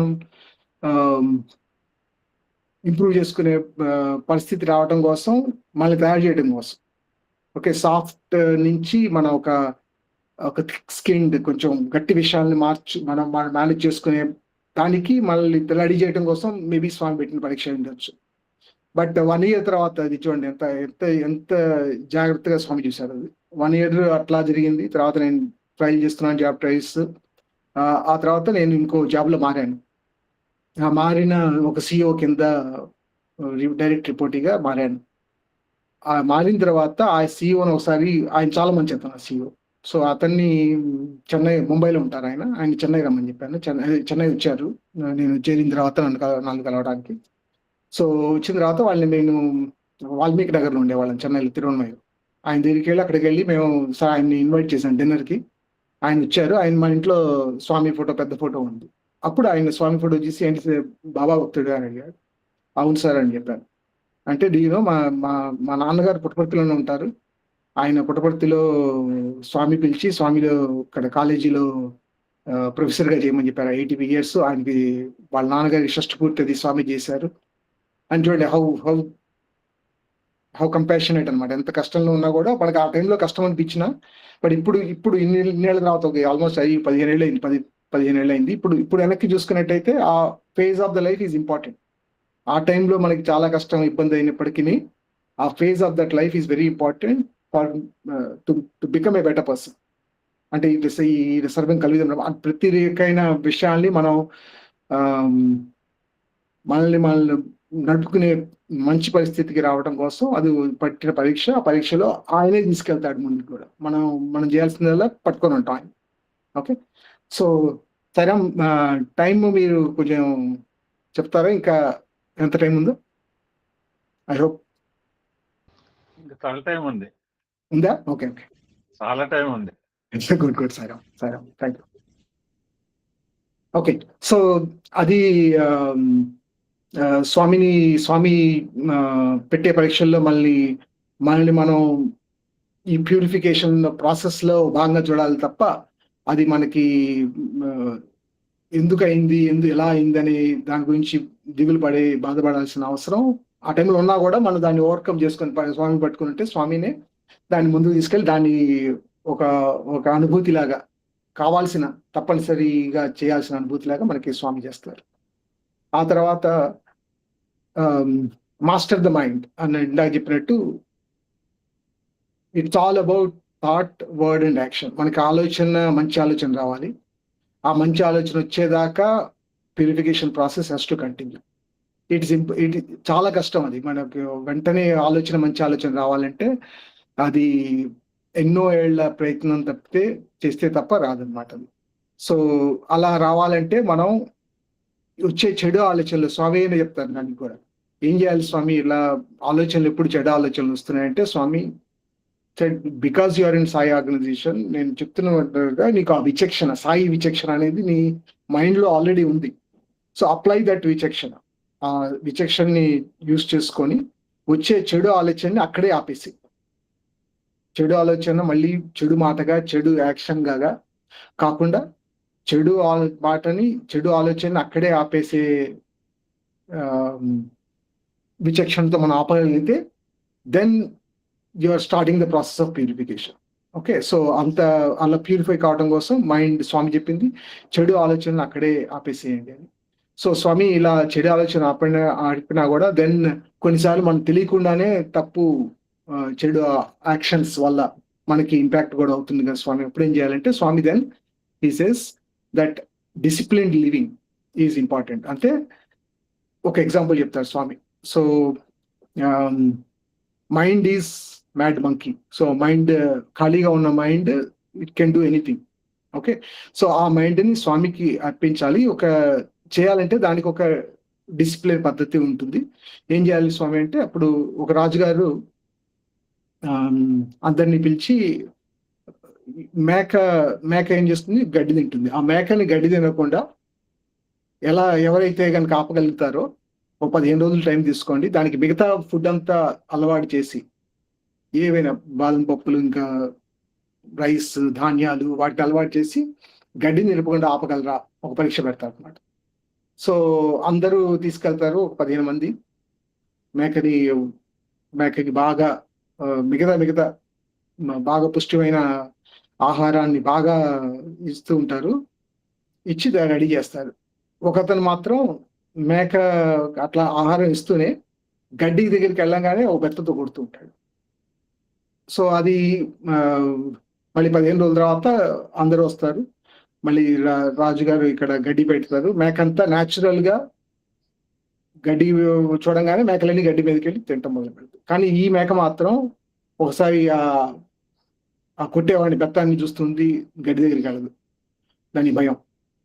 సో దానికి స్వామి చెప్పి అదేంటంటే, మీరు ఆ మైండ్కి తెలియాలి ఇది చేయకూడదు. ఆ న్యాచురల్ గా మైండ్ లో ఆ ప్రాసెస్ లో it will avoid doing that bad habits. ఎందుకంటే మీకు చేసే పని వల్ల మీకు హ్యాబిట్స్ వస్తాయి, habits become the persons behaviour, right? And so అది అవాయిడ్ చేయాలంటే మీరు మైండ్ని ట్రైన్ చేయాలి. This training the mind is in this case ఆవిడ మనిషి చేసినట్టు బెత్తంతో కొట్టడంలో దాని దగ్గరికి పోకుండా, అట్లానే మన మైండ్ని ట్రైన్ చేసుకోవాలి, ఇది చేయకూడదు. సో ఆ ట్రైన్ చేసుకునే పద్ధతిలో Swami will help you in correcting the bad thoughts. Bad thoughts రాకుండా స్వామి మనని హెల్ప్ చేస్తారు అనమాట. సో ఆ చెడు ఆలోచనలు రాకుండా మంచి ఆలోచనలు ఎప్పుడు వచ్చిందంటే then we're winning the race. అంటే మన ఈ జన్మలో మనం వచ్చినందుకు మన నెగటివ్ థాట్స్ ఇంపాక్ట్ తగ్గిపోయి గ్రాడ్యువల్ గా what you think is always pure, what you talk is always pure, and what you do is always pure. So ఆ లెవెల్కి మనం రావటానికి కాన్స్టెంట్ సాధన, and they also call it as constant integrated awareness, సమగ్ర ఆలోచన, అర్థం చేసుకునే పద్ధతి. సో వీటి మీద చేస్తుంటే దెన్ గ్రాడ్యువల్ గా మనలో నెగటివ్ థాట్స్ కంప్లీట్ గా పోతాయి. ఓకే, సో ఇలా జరుగుతున్నప్పుడు దెన్ వాట్ ఇఫ్ ఇట్లా అన్ని స్వామి గట్టిగా పట్టుకుని ఉండటం అనుకోకుండా కాకుండా సర్వం సాయిశ్వరార్పణమస్తు. మనం ఏంటంటే మనం ఫైనల్ గా ఇలా అన్ని పనులు చేస్తున్నప్పుడు మనకి ఏది జరిగినా, గుడ్ బ్యాడ్ సక్సెస్ ఫెయిల్యూర్ ఏదైనా సరే స్వామి ద్వారానే మనకు వచ్చిందని సర్వం సాయిశ్వరార్పణమస్తు అని మనం కనుక చెప్పుకోగలిగితే then he become the chariot of your life. Okay, so దానికోసం మనం క్షమాపార్థంలో చెప్పినట్టు మనం అపరాధాలు ప్రతిసారి చేస్తూనే ఉంటాం, మనం అనుకుంటూనే ఉంటాం, చేస్తూనే ఉంటాం.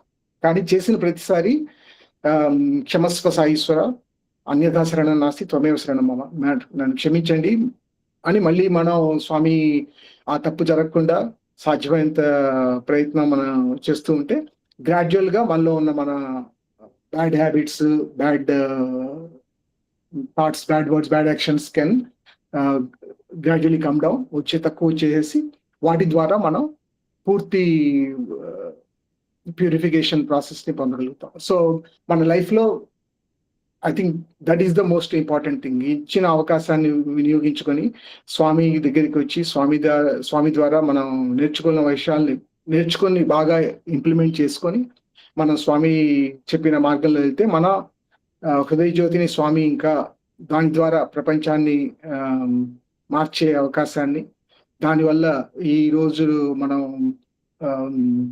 వచ్చే తరాలకి మనం ఎంతో మంచి ప్రదేశాన్ని ఎంచుకోగలుగుతామని నా భావన. సో అందరికి ఈ అవకాశాన్ని ఇచ్చిన లక్ష్మీనారాయణ గారికి నాకు తెలిసిన 4 మాటలు చెప్పడానికి టైంని ఇచ్చినందుకు మీ అందరికి చాలా చాలా ధన్యవాదాలు చెప్పుకుంటూ జై Sai. Venkata, how this Kendra was developed, please explain. Sairam అండి. That is how this Kendra was built. నాకు కూడా పూర్తిగా అవగాహన లేదు. So that everybody will know. Sairam. ఇప్పుడు మేము చెన్నైలో అంకుల్ చెప్పినట్టు సత్యసాయి సేవా కేంద్ర అనేది షోలింగనల్లూరులో క్లాసిక్ ఫార్మ్స్ అని ఉంది. క్లాసిక్ ఫార్మ్స్ లో మందిరం మేము స్వామి మాకు ఇచ్చిన మందిరం అది. సో దానికి చాలా చాలా జరిగాయి. నేను క్లుప్తంగా చెప్తాను. ఇది ఆ స్థలం వచ్చి నేను స్వామి నాకు అవి చెప్పాను, మనం చేసేది అన్ని స్వామి చేయిస్తూ ఉంటారు. సో ఆ స్థలాన్ని తీసుకునే వర్క్ స్వామి నాకు కేటాయించినట్టు నేను అనుకుంటాను. ఎందుకంటే నాకు పర్సనల్‌గా నేను ఇంజినీరింగ్ చదివాను గుంటూరులో. ఆ తర్వాత బీటెక్ గుంటూరులో జరిగింది. తర్వాత పోస్ట్ గ్రాడ్యుయేషన్‌కి నేను చాలా అంటే డిగ్రీ అయిపోగానే ఆ రోజుల్లో జాబ్స్ రావడం అంత తేలిక కాదు. 1991 పీరియడ్‌లో. సో జాబ్స్ కొంచెం కష్టంగానే ఉండేది. అంటే ఐటీ అది అప్పటిదాకా ఏం లేదు. సో అందుకని మేము అందరం అనుకుంది ఏంటంటే, మా కాలేజీలో అందరం డిగ్రీ అయిపోయిన తర్వాత either you have to go for post graduation in US. ఎందుకంటే అప్పుడు అందరూ చాలా మంది వెళ్తుండేవాళ్ళు. పీజీకి ఎంఎస్‌కి గేట్ అది రాసుకొని జీఆర్ఈ అది రాసి యూఎస్ వెళ్తారు. దానికి కొంచెం ఖర్చు అది అవుతుంది. మిడిల్ క్లాస్ ఫ్యామిలీస్‌కి అంత తేలిక కాదు. సో మిగతా వాళ్ళంతా గేట్ రాసాం. గేట్ అంటే ఒక common entrance test for post graduation. So నేను గేట్ రాసి నేను ఎంటెక్ సీట్ తీసుకున్న తర్వాత తీసుకోవడానికని వచ్చినా నాకు స్కోర్ అది వచ్చింది. కాకపోతే మేము అనుకుంది మా ఫ్రెండ్స్‌తో పాటు గో ఔట్ ఆఫ్ ఆంధ్ర. కొంచెం లాంగ్వేజ్ అది డెవలప్ కావడం కోసం ఆంధ్రాలోనే చేసిన కష్టం. లాంగ్వేజ్ స్కిల్స్ డెవలప్ కావు. అందుకని మంచి కొంచెం లాంగ్వేజ్ స్కిల్స్ కాన్ఫిడెన్స్ రావాలంటే then we have to go out of home place అని. సో అందుకని మేమందరం కలిసి గేట్ రాసి దెన్ వచ్చిన స్కోర్‌కి నేను ఐ ట్రైడ్ మెనీ ప్లేసెస్. స్పెసిఫిక్‌గా చెన్నై అంటే తమిళనాడు అంటే అంత ఇంట్రెస్ట్ ఉండేది కాదు నాకు. ఎందుకంటే అప్పటి పరిస్థితి లేగైంది. తమిళనాడులో వాళ్ళు ఇంగ్లీష్ కూడా మాట్లాడరు. తమిళ్ ఒక్కడే మాట్లాడతారు. తెలుగు వచ్చినా మాట్లాడరు అని ఒక ఫీలింగ్ ఉండేది స్టూడెంట్స్ కమ్యూనిటీలో అప్పుడు. సో మేమెవరం అప్లై చేయలేదు. తమిళనాడులో వద్దు అనుకున్నాం. సో నేను బిహెచ్‌యుకి వెళ్ళాను, బాంబే వెళ్ళాను, బెంగుళూరు వెళ్ళాను ఫర్ ద ఇంటర్వ్యూస్. కానీ నాకు ఎక్కడ సీట్ రాలేదు. కాకపోతే లాస్ట్ మినిట్‌లో ఇలా తమిళనాడులో ఒక యూనివర్సిటీకి అడ్మిషన్‌కి నోటిఫికేషన్ పడింది. Then I applied for that reluctantly. ఇది ఇంకా తప్పదు, ఒక్కడికి లేకపోతే అక్కడ ఒకటి చేరాలని చెప్పినట్టు అప్లై చేశాను. చేసిన తర్వాత then I got a invitation, అంటే కాల్ లెటర్ వచ్చింది కోయంబత్తూర్ నుంచి, government college of technology Coimbatore. So GCT అంటారు దాన్ని. అదేంటంటే ఆ రోజుల్లో ఇప్పుడు ఇంటర్వ్యూస్ అది జరిగేది. వచ్చిన రోజుకి ఇవాళ ఇంటర్వ్యూ అంటే ఎల్లుండి ఇంటర్వ్యూ అంటే for some reason some delays అది అయ్యి ఇవాళ వచ్చింది ఇంటర్వ్యూ కాల్ లెటర్. టెలిగ్రామ్ చేశారు వాళ్ళు లాస్ట్ మినిట్లో. So day after tomorrow interview. అది వెళ్ళాలంటే నేను గుంటూరు నుంచి విజయవాడ వెళ్ళి విజయవాడ నుంచి ట్రైన్ తీసుకొని శబరి ఎక్స్ప్రెస్ ఏదో ఉండేది, కోయంబత్తూర్ డైరెక్ట్ ట్రైన్ అది. సో ఇవాళ 4 ఎక్కితే రేపు పొద్దున మార్నింగ్ 6-7కి వెళ్తాం. So that is only option available. అంటే ఇవాళ వచ్చిన తర్వాత సాయంత్రం వచ్చింది, నెక్స్ట్ డే మార్నింగ్ రెడీ అయ్యి విజయవాడ వెళ్తే నెక్స్ట్ డే 4 రైలు ఎక్కితే ఆ తర్వాత రోజు కరెక్ట్గా ఇవాళ ఇంటర్వ్యూ 9కి 8కి నేను అక్కడికి వెళ్తాను. సో అది ఆ ప్లాన్తో వెళ్దాం వద్దనే దీంట్లో ఉన్నాం. ఎందుకంటే రిజర్వేషన్ అది లేదు, అప్పుడే వచ్చింది, చాలా లేట్గా వచ్చింది కాల్ లెటర్ని. సో ఇంత కష్టపడి వెళ్ళటం అంటే, నేను చెన్నై అంటే ఇంట్రెస్ట్ లేదు, తమిళనాడు అంటే. సో నేను డ్రాప్ అయిపోయాను. సో అప్పుడు మా అంకుల్ ఒక ఆయన వచ్చి, ఆ రోజు ఎప్పుడు రారు అప్పుడప్పుడు వస్తారు, ఆయన వచ్చి ఏంటి ఏం జరుగుతుంది, ఎక్కడికి చేరుతున్నాం అని అడిగారు. ఇది ఆ రోజు మార్నింగ్ 8-9 టైంకి. ఆ రోజు మధ్యాహ్నం 2కి రైలు విజయవాడ నుంచి వెళ్తే అది ఒకటే ఆప్షన్ వెళ్ళటానికి. సో ఆయనకి ఇలా ఇచ్చింది, లేట్ అయిపోయింది, ఇప్పుడు వెళ్ళినా కూడా నాకు రిజర్వేషన్ లేదు, జనరల్ బోగి వెళ్ళాలి, చాలా కష్టం, అందుకని నేను డ్రాప్ అయిపోయానని చెప్పాను. సో ఆయనకి నేను అలా డ్రాప్ అవుతావు, ముందు జస్ట్ గో అండ్ అటెండ్, వెళ్ళి అటెండ్ అయిన తర్వాత వస్తే వస్తుంది, లేకపోతే లేదని. సో అప్పుడు వెంటనే అప్పటికప్పుడు ఇంకా ఆయన ఉన్నాడని చెప్పి లేచి రెడీ అయిపోయి పోస్ట్ చేయడం వల్ల అక్కడి నుంచి గుంటూరులో కృష్ణానగర్లో ఉంటాం మేము. అక్కడి నుంచి బస్ తీసుకొని బస్ స్టాండ్కి వెళ్ళి, బస్ స్టాండ్ నుంచి విజయవాడ స్టేషన్కి వెళ్తే ఆ టైం ఆల్మోస్ట్ 1 o'clock ఆ టైంకి విజయవాడకి వెళ్ళాను. 2కి రైలు రావాల్సింది, ఆ train late. It was late by about 6 hours. అంటే 2కి రావాల్సింది 8 దాకా, 8కి లేట్ అయిపోయింది. 8కి ట్రైన్ వచ్చినా కూడా నేను మళ్ళీ కోయంబత్తూర్ వెళ్ళేసరికి మధ్యాహ్నం అవుతుంది. సో అంటే ఇంటర్వ్యూ టైం అది దాటిపోతుంది. ఇప్పుడు విజయవాడకి, గుంటూరు నుంచి విజయవాడ ఒక 2 hours అప్పుడు ఆ రోజుల్లో. సో అది అయిపోయి ఇంక వెళ్ళి ఉపయోగం లేదని చెప్పి నేను మళ్ళీ గుంటూరు నుంచి మళ్ళీ విజయవాడ నుంచి గుంటూరు వచ్చేసాను. సో గుంటూరు వచ్చి గుంటూరు నుంచి మళ్ళీ నేను వచ్చినప్పటికీ అది ఆల్మోస్ట్ 9-10కి బయలుదేరిన వాడిని మళ్ళీ బ్యాక్ వచ్చేసరికి 2 అయింది. ఆయన మా అంకుల్ అప్పటికి కూడా ఆయన అక్కడే ఉన్నాడు, ఇంట్లోనే ఉన్నాడు. నుండి ఆయన మళ్ళీ ఏంటి ఎందుకు వచ్చావు అన్నాడు. ఇలా ఈ ట్రైన్ లేటు, వెళ్ళి ఉపయోగం లేదు, అందుకని నేను వెనక్కి వచ్చేసానండి. సో ఆయన ఎంత లేట్ అయినా మనం వాళ్ళకి ఇది ఇద్దాం, టెలిగ్రామ్ ఇద్దాం, ట్రైన్ లేట్ అవుతుంది, ఏదో ప్రాబ్లమ్స్ ఉన్నాయి, వాళ్ళు ఒప్పుకుంటారు, లేదు నువ్వు వెళ్ళాల్సిందే. ఇప్పుడు మళ్ళీ ఇచ్చి మళ్ళీ భోజనం చేసుకొని మళ్ళీ ఆయన అక్కడ పుష్ చేయడంతో మళ్ళీ అక్కడి నుంచి బయలుదేరి విజయవాడ స్టేషన్కి వెళ్ళి ఇప్పుడు రావాల్సిన ట్రైన్ లేట్గా 8 ట్రైన్ వచ్చింది. అప్పుడు ఇది శబరిమల టైం అనమాట. చాలా కిక్కిరిసిపోయింది ట్రైన్ అంతా. జనరల్ బోగిలో కూడా అడుగు పెట్టడానికి కాలేదు. బట్ ఈయన మళ్ళీ ఇంటికి వెళ్తే ఏం గొడవ పెడతాడని చెప్పి ఆయన తప్పించుకోవడం కోసం అన్నా సరే జనరల్ బోగిని ఒక చిన్న రెస్ట్ రూమ్ పక్కనే నుంచోడానికి ప్లేస్ ఉందన్నమాట అంతే. సో అక్కడికి వెళ్ళి నుంచొని అట్లా వెళ్ళి కోయంబత్తూరులో చేరటం. సో అంటే ఇది ఎందుకు చెప్తున్నా అంటే when things have to happen it will happen. అంటే స్వామి చేద్దాం అనుకున్నారు, అయిపోతుంది, అది మన నిమిత్తం మాత్రం. సో వెళ్ళి ఇప్పుడు చెన్నైలో తమిళనాడు అంటేనే ఇంట్రెస్ట్ లేకుండా అలా వెళ్ళి కోయంబత్తూరులో ఎంటెక్ చేయాల్సి వచ్చింది. నేను వెళ్ళేసరికి ఆల్మోస్ట్ 12 దాటింది. అంటే ఇంటర్వ్యూ టైం 9 o'clock. సో 12 అయింది. ఇంటర్వ్యూలో 3 జనరల్ కోటా సీట్స్, మొత్తం 10 సీట్లు, 7 రిజర్వేషన్ లోకల్ తమిళనాడు వాళ్ళకి, 3 జనరల్ కోటా, 3 2 ఆంధ్ర నుంచి, 1 కేరళ నుంచి. నేను ఆ 3 ఫస్ట్ పొజిషన్లో ఉండేవాడిని, నాతో 3వ పొజిషన్లో ఉండేవాడిని. కాకపోతే నేను లేకపోవడంతో ఇంకో కేరళ అతని నుంచి ఇంకో 3 సెలెక్ట్ చేసి ఆ డిపార్ట్మెంట్ వాళ్ళు అక్కడ ప్రొఫెసర్ సిగ్నేచర్ కోసం వెయిట్ చేస్తున్నారు. ఆ ప్రొఫెసర్ ఏమన్నా ప్రిన్సిపాల్తో మీటింగ్ ఉందని చెప్పి వెళ్ళాట.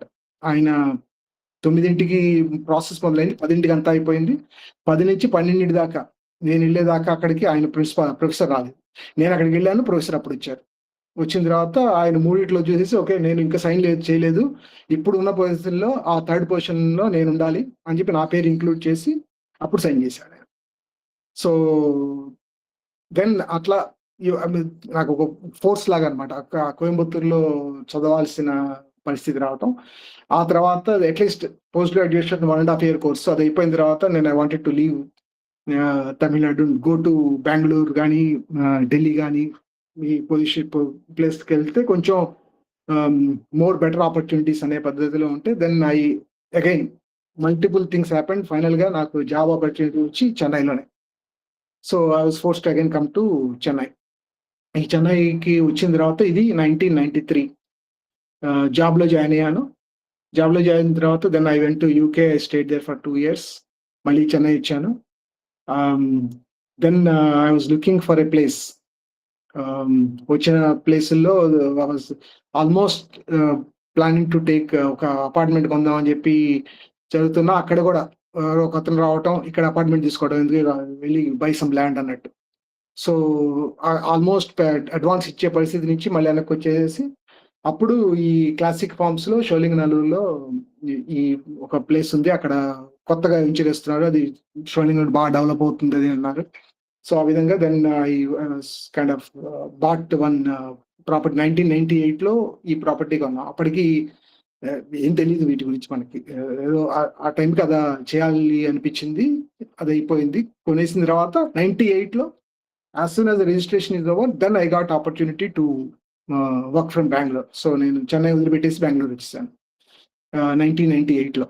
సో ఆ ల్యాండ్ వచ్చేదాకా తమిళనాడు చెన్నైలో అట్లా పట్టుకొని ఉన్నాను అనమాట. అది అప్పటికి మనకేం తెలియదు దాని గురించి. వెళ్ళిపోయిన తర్వాత 2098 నుంచి 2006 ఐ వాజ్ ఇన్ ఆస్ట్రేలియాలో, మెల్బోర్న్లో ప్లస్ బెంగళూరులో అక్కడ ఉండేవాడిని. ఆ తర్వాత ఈ 2006లో మళ్ళీ airports again started pulling me to Chennai. అప్పుడు స్వామి ఇది అతిరుద్ర మహాయాగం చేశారు 2006లో. జస్ట్ అదే టైంలో అరౌండ్ దట్ టైం నేను అక్కడి నుంచి మళ్ళీ బెంగళూరు నుంచి I was looking for another opportunity. ఇంకో జాబ్ కోసం, రోల్ కోసం చూస్తున్నప్పుడు వచ్చిన ఒకే ఒక అవకాశం చెన్నైలో. సో ఇంకా తప్పకలేదనమాట. ఇంకా మనం కెరీర్ కోసం డెవలప్ అవ్వాలంటే then I had to come to Chennai. So చెన్నైకి రావటం 2006లో. అప్పటికి నేను ఇంకా సాయి ఆర్గనైజేషన్లో అంత యాక్టివ్గా లేను. సుందరానికి అది భజన గదికి వెళ్తుండేవాళ్ళం. బట్ స్వామి యొక్క ఇది Swami wanted me to do that work. So అందుకని నన్ను అక్కడికి మళ్ళీ చెన్నై తీసుకుని వచ్చినట్టే అయింది. 2006 తర్వాత 2008లో ఇక్కడ ల్యాండ్ ఉంది కాబట్టి ఓకే నా వై డోంట్ వి, నేను ముందు వాల్మీకి నగర్లో ఉండేవాడిని తిరువణమయూరులో. ఆ తర్వాత అక్కడే అతిరుద్రయాగం జరిగింది, అద్భుత దర్శన స్వామిది. ఆ తర్వాత అక్కడి నుంచి మూవ్ అయ్యి షోలింగనల్లూరుకి మళ్ళీ నేను వచ్చి అక్కడ రెంట్కి అపార్ట్మెంట్ తీసుకున్నాను. ఇక్కడ రియల్ యాక్షన్ స్టార్టెడ్. ఇప్పుడు నేను షోలింగనల్లూరు భజన మండలి మేము స్టార్ట్ చేసాం. అక్కడికి షోలింగనల్లూరు భజన మండలి కోసం చేయని ప్రయత్నం అంటూ లేదనమాట. ఇంట్లో భజనల కంటే ఎక్కడన్నా పబ్లిక్ ప్లేస్ లో చేస్తే భజన బాగుంటుంది, అంతా వస్తూ ఉంటారు అనే ఉద్దేశంతో త్యాగరాజన్ గారు Swami security disaster management program run చేశారు, లిక్విడ్ లో ప్రోగ్రామ్ రన్ చేశారు. చాలా చాలా committed person for Swami's activities. ఆయనకి 45 years ఉన్నప్పుడే జాబ్ అంతా వదిలేసి స్వామి వర్క్ మాత్రమే చేస్తా అని చెప్పి అంత దుబాయ్ నుంచి మంచి ఉద్యోగం వదిలిపెట్టేసి చెన్నై వచ్చేసారు. అప్పటి నుంచి ఆయన స్వామి వర్కే చేస్తుండే. ఆ టైంలో 2000 టైంలో స్వామి వర్క్ అంతా ఆపేసేసి ఏదో ఫ్యామిలీ సిచ్యువేషన్ వల్ల ఆయన కూడా షోలింగనల్లూరులో రావటం, ఆయన ఇంకే పని చేయకుండా దీని మీదే ఉంటాం. వీటి వల్ల దెన్ ఈ భజన మండలి స్టార్ట్ చేసే ప్రయత్నంలో ప్రతి చోట మాకు నిరాశ ఎదురైంది. అంటే మేము స్వామి భజన చేస్తాం, టెంపుల్ అడిగితే వాళ్ళు ఇక్కడ టెంపుల్లో మిగతా దేవతల్ని ఒప్పుకోను అనుకోవటం. ఆ క్లాసిక్ ఫార్మ్స్ అనే ఏరియా బాబా శంకర్ గారని ఆయన చాలా ఫేమస్, ఆయనే ప్రమోటర్ అనమాట. కాకపోతే ఆయనకి స్వామి అంటే అంత నమ్మకం లేదు. సో ఆయన కూడా ఇక్కడ కుదరదు, ఇవన్నీ చేయడం కుదరదు అంటాం. సో ఆ తర్వాత మేము నర్భవి ఓల్డ్ ఏజ్ హోమ్ అని ఒకటి ఉండేది, అక్కడ మొదలు పెట్టాం ఈ షోలింగనల్లూరు భజన మండలి. ఆ భజన మండలి యాక్టివిటీస్ అన్ని జరుగుతున్నప్పుడు అప్పుడు ఆ ఉద్దేశంలో అట్లా జరుగుతున్నప్పుడు వచ్చిన ఒక ఆలోచన, అది కూడా స్వామి ఇచ్చిన ఆలోచన. పుట్టపర్తి దర్శనానికి అది వెళ్ళాం, అందరం కలిసి అక్కడ ఉన్న షోలింగనల్లూరు భజన మండలి అందరూ మెంబర్స్ అంతా కలిసి వెళ్ళాము. వెళ్ళిన తర్వాత స్వామి అప్పుడు దర్శనం అయిపోయిన తర్వాత స్వామి అక్కడ పూలు ఇస్తారు కదా, దర్శనం అయిపోయి బయటకు వచ్చినప్పుడు వాటిని మన స్తుతి బుక్ లో పెట్టుకొని వెనక్కి వచ్చిన తర్వాత నర్భవిలో భజన జరుగుతున్నా తీసుకొని వచ్చాను అనమాట పూలవి. ఆ తర్వాత నర్భవిలో భజన జరుగుతున్నా ఆ రోజు మెడికల్ క్యాంప్, ఆ వీకెండ్ మెడికల్ క్యాంప్ అది చేసాం. మెడికల్ క్యాంప్ లో కృష్ణమూర్తి గారిని ఇంకో ఆయన ఉన్నారు. ఆయన కూడా ఫస్ట్ నేను భజన మండలికి రావడానికి ఆయన తొరపాకంలో భజన చేసేవారు. అంకుల్ వాళ్ళ ముందు భజన మండలి అక్కడ ఆయన రన్ చేసేవాళ్ళు. సో ఆయన గోడ నర్భవిలో పెట్టి అక్కడ ఆయన ఇంకో అతను సాయి అనుగ్రహ అని ప్రోగ్రామ్ ఒకటి రన్ చేస్తుండేవాడు, ఒక ఆర్గనైజేషన్. ఆయన అందరం కలిసి అక్కడ పెట్టేవాళ్ళం. సో ఆయన కూడా అప్పుడు సాయి అనుగ్రహ అని ఆయన ఓన్ ఆర్గనైజేషన్, స్వామి ఆర్గనైజేషన్ కాకుండా సపరేట్ ట్రస్ట్ లాగా పెట్టుకొని స్వామి సేవాది షిర్డి సాయి సేవాది చేసేవారు. సో ఆయన ఒక లెటర్ రాశారు ఎమ్మెల్యే గారి కోసం, ఇలా డెవలప్ చేస్తున్నాము, మాకు చాలా ఆలోచనలు ఉన్నాయి, మాకు చిన్న ప్లేస్ ఇస్తే మేము ఈ ఒక చిన్న మందిరంలా కట్టుకొని సాయి అనుగ్రహ మందిరంగా పెడదాం అనుకుంటున్నాం అని చెప్పి. ఆ విషయం నాకు ఈయన కృష్ణమూర్తి గారు ఈ నర్భవిలో ఓల్డ్ ఏజ్ హోమ్ లో మెడికల్ క్యాంప్ జరుగుతుంది చెప్పడం. ఆ తర్వాత ఆ లెటర్ నాకు ఇస్తున్నప్పుడు అందులో నేను అది పుస్తకంలో పెడదామని తీస్తే అందులోంచి పూలు అవి కూడా స్వామివి నా చేతుల్లో పట్టడం. ఆ తర్వాత ఈ విషయాన్ని నేను త్యాగరాజన్ గారి దగ్గరికి వెళ్ళి ఇలా అంటున్నారు, వాళ్ళకి నాకు ఎందుకు ఈ ఆలోచన వస్తుంది, ఇక్కడ ఆ స్థలం కొంచెం పెద్ద స్థలం, so 6000 square feet land. And దాంట్లో మనం అంత స్థలంలో మనం ఎలా ఇల్లు కట్టుకోం, ఒక 1200 square feet ఒక కార్వ్ అవుట్ చేసుకొని దాన్ని ఇలా స్వామికి సాయి అనుగ్రహానికి ఇద్దామా అని అంటే దెన్ వెంటనే త్యాగరాజన్ గారు ఇద్దాం అనుకున్నప్పుడు మనం ఫస్ట్ సత్యసాయి ఆర్గనైజేషన్ ట్రై చేయొచ్చు కదా, మనం స్వామిదే మందిరం పెట్టుకోవచ్చు అని చెప్పి అక్కడ అలా స్టార్ట్ అయ్యి వెంటనే ఆయన రమణి గారికి చెప్పడం. రమణి గారు వచ్చి అప్పుడు వైస్ ప్రెసిడెంట్ గారు సత్యసాయి ట్రస్ట్ తమిళనాడుకి. సో ఆయన వచ్చి చూస్తామని చెప్పారు. ఆయన త్యాగరాజన్ గారు వచ్చి చూసి ఆయన చెప్పారనమాట. ఇప్పుడు స్వామికి ఇట్లా చేద్దాము, మందిరం ఇద్దాం అని చాలా మంది అనుకుంటారు. అది కానీ స్వామి అనుగ్రహిస్తే తప్పితే అవ్వదు. So will see if it works out అన్నట్టు. సో అలా ఒకదాని తర్వాత ఒకటి నేను అనుకున్నంతా పర్ఫెక్ట్‌గా చాలా ఒకదాని తర్వాత ఒకటి అనుకోని సంఘటనలు జరిగి మొత్తానికి అలా మొత్తం ల్యాండ్‌లో ఓ 1200 స్క్వేర్ ఫీట్ ల్యాండ్‌ని సబ్ డివైడ్ చేసి దాన్ని సత్యసాయి ట్రస్ట్ తమిళనాడుకి ఇవ్వటానికి అందరి సహాయం, ఫ్యామిలీ సహాయం, మా బ్రదర్స్ కానీ ఎవ్వరు ఎక్కడా లేదు, ఎందుకు మనం ఇలా ఇవ్వటం అనుకునే ఆలోచన కూడా రాలేదు. ఇద్దాం అనుకోని వచ్చిన ఆలోచన అయింది. ఇది ఆ స్థలం కూడా అయిందే. నేను ఎందుకు తీసుకున్నాను కూడా నాకు తెలియదు అది. సో స్వామి అలా నా చేత అది చేద్దామని స్వామి అనుకోవటం. అండ్ దానివల్ల నేను అది తీసుకొని మిగతా స్థలంలో మేము ఇల్లు కట్టుకుందాం. ఈ స్థలాన్ని మాత్రం 1200 స్క్వేర్ ఫీట్ సబ్ డివైడ్ చేసి స్వామికి ఇద్దామని చెప్పి స్వామికి సత్యసాయి ట్రస్ట్ తమిళనాడుకి డొనేట్ చేస్తున్నట్టు పేపర్స్ అవి రెడీ చేసాం. ఆ జరుగుతున్న క్రమంలోనే ఈ సబ్ డివైడ్ చేయడం అనేది ఒక పెద్ద లీగల్ ప్రాసెస్. దాని గురించి నాకు పెద్ద ఐడియా కూడా లేదు. సో కానీ అక్కడికి వెళ్తే తెలిసింది ఏంటంటే, మేము పేపర్ మీద అట్లా ఒక ఐడెంటిఫై చేసి ఎక్కడ దాకా సబ్ డివైడ్ చేద్దాం అనుకున్నామని మా వర్క్ మేము మొదలుపెట్టి ఇంటి వర్క్ మొదలుపెట్టేసాం. ఈ అప్రూవల్కి ఇచ్చాం అన్నమాట, బిల్డింగ్ అప్రూవల్కి. ఇక్కడ ఈ పొజిషన్లో ఆ బిల్డింగ్ అప్రూవల్ వస్తే మేము ఇల్లు మొదలు పెట్టేటట్టు ఇక్కడ వెంటనే అది కొంచెం పొజిషన్లోకి రాగానే మన కేంద్రం కూడా మొదలు పెట్టాడు.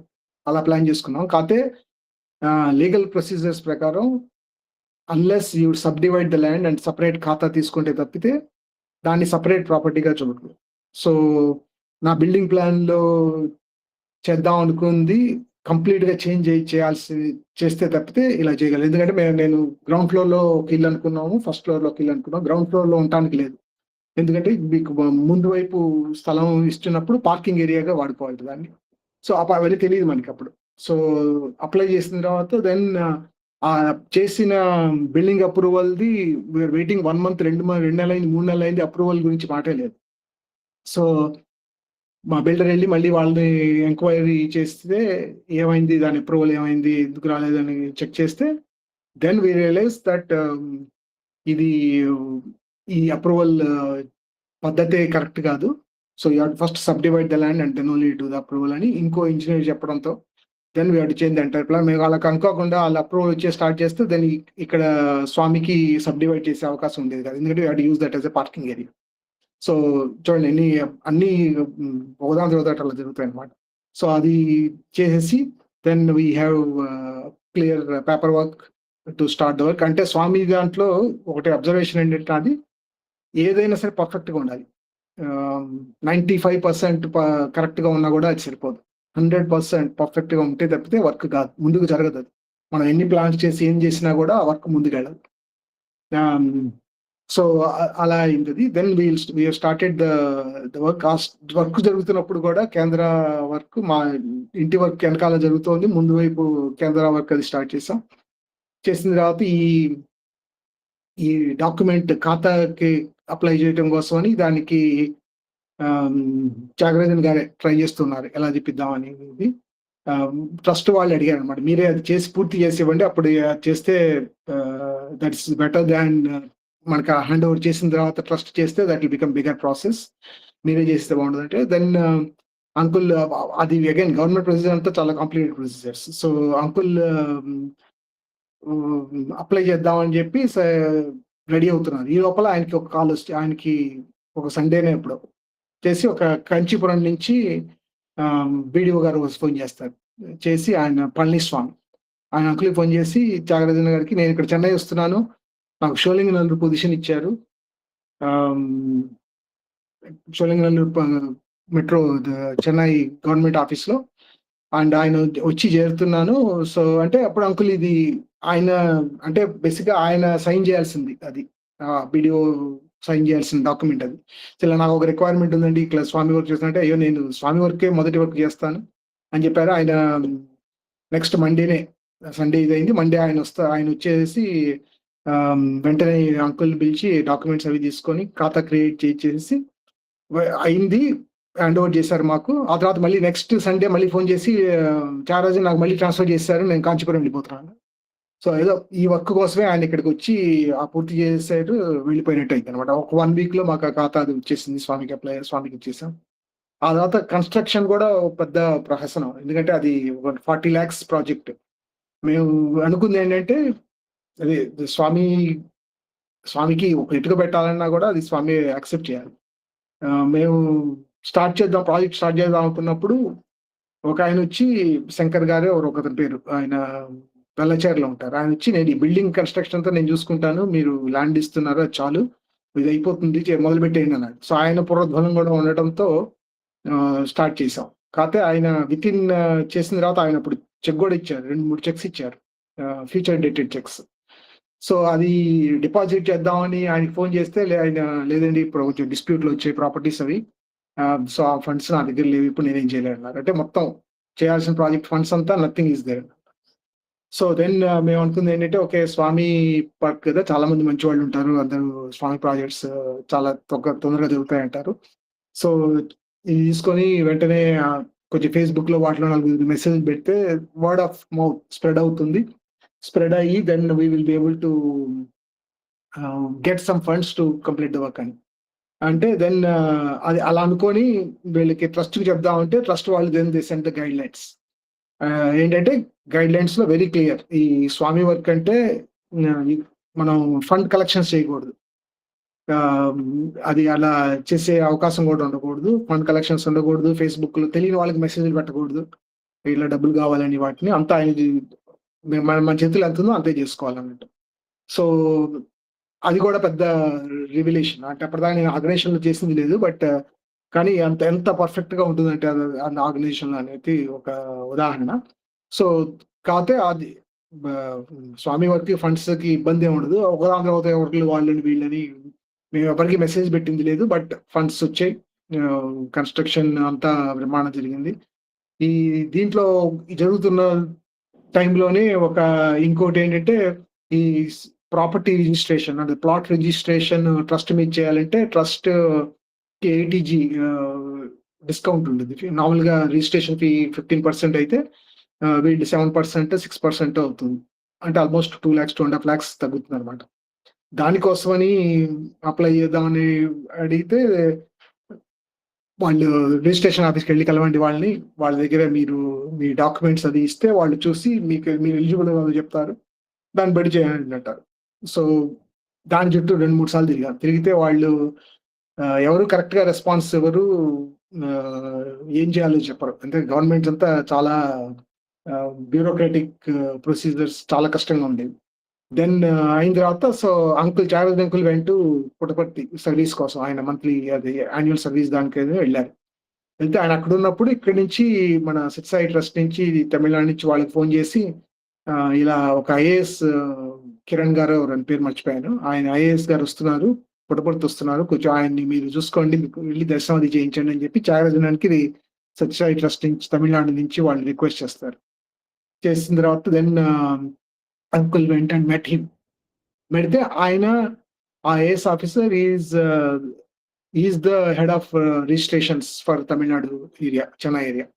సో ఆయనకి ఇలా సారం కొంచెం వర్క్ ఉంది, స్వామి వర్క్ అంటే, లేదు చెప్పండి, వెంటనే చెప్పండి అని, లేదు మీరు వచ్చిన కలుస్తాను చెన్నైలో అంటే, లేదు పుట్టపర్తి వచ్చాను కదా ఇక్కడే చెప్పండి, ఏంటదంటే ఇలా రిజిస్ట్రేషన్ చేద్దాం అనుకుంటున్నాం, మీ దానికి 80G ప్రకారం రిడక్షన్ ఇది లెటర్ కావాలి మీ దగ్గర నుంచి అంటే, ఆయన అక్కడి నుంచి వెంటనే వాళ్ళ ఆఫీస్కి ఫోన్ చేసి ఇలా చేయమని నన్ను వెంటనే ఆఫీస్కి వెళ్ళమన్నారు. వెళ్ళి ఆయన అక్కడ ఉన్నప్పుడే, పుట్టపర్తిలో ఉన్నప్పుడే ఆ ప్రాసెస్ అంతా పూర్తయిపోయింది. ఓకే, సో అది ఒక చాలా చాలా మర్చిపోలేని విషయం. అది లాస్ట్ పార్ట్ ఏంటంటే బిల్డింగ్ అప్రూవల్ కి గవర్నమెంట్ ఆల్ దీస్ వర్క్ లో స్వామి యాక్టివిటీ అంటే నో బ్రైబ్స్, ఏది 100% పర్ఫెక్ట్ గా జరగాలన్నమాట. ఏది వెళ్ళి నేను ఇలా బిల్డర్ ద్వారా కానీ ఎవరితో కానీ లంచం కానీ ఏమైనా ఇవ్వటం అవన్నీ జరగకూడదు. కాకపోతే ఏమైందంటే ఒక మిస్టేక్ ఏం జరిగింది, నేను ఇల్లును సెంటర్ 2 కలిపి కడుతున్నాను కాబట్టి మా బిల్డర్ ఒకళ్ళే, ఆయన బిల్డింగ్ అప్రూవల్ కి అసిస్టెంట్ ఇంజనీర్ కి రెండింటికి కలిపి వాళ్ళకి ఏదో కమిషన్ రేట్ ఉంటుంది అది ఇచ్చేసాడు. ఇచ్చేసిన తర్వాత నాకు చెప్పాడు. ఇచ్చేసాను. వాళ్ళ అప్రూవల్ వస్తుంది. నీకు 1 or 2 డేస్‌లో అప్రూవల్ వచ్చేస్తుందని చెప్పారు. సో నేనది విన్నాను. ఆ రోజు రేడియో సాయి సండే ప్రోగ్రామ్‌లో నిమిష్ పాండే గారి ఇంటర్వ్యూ జరుగుతోంది.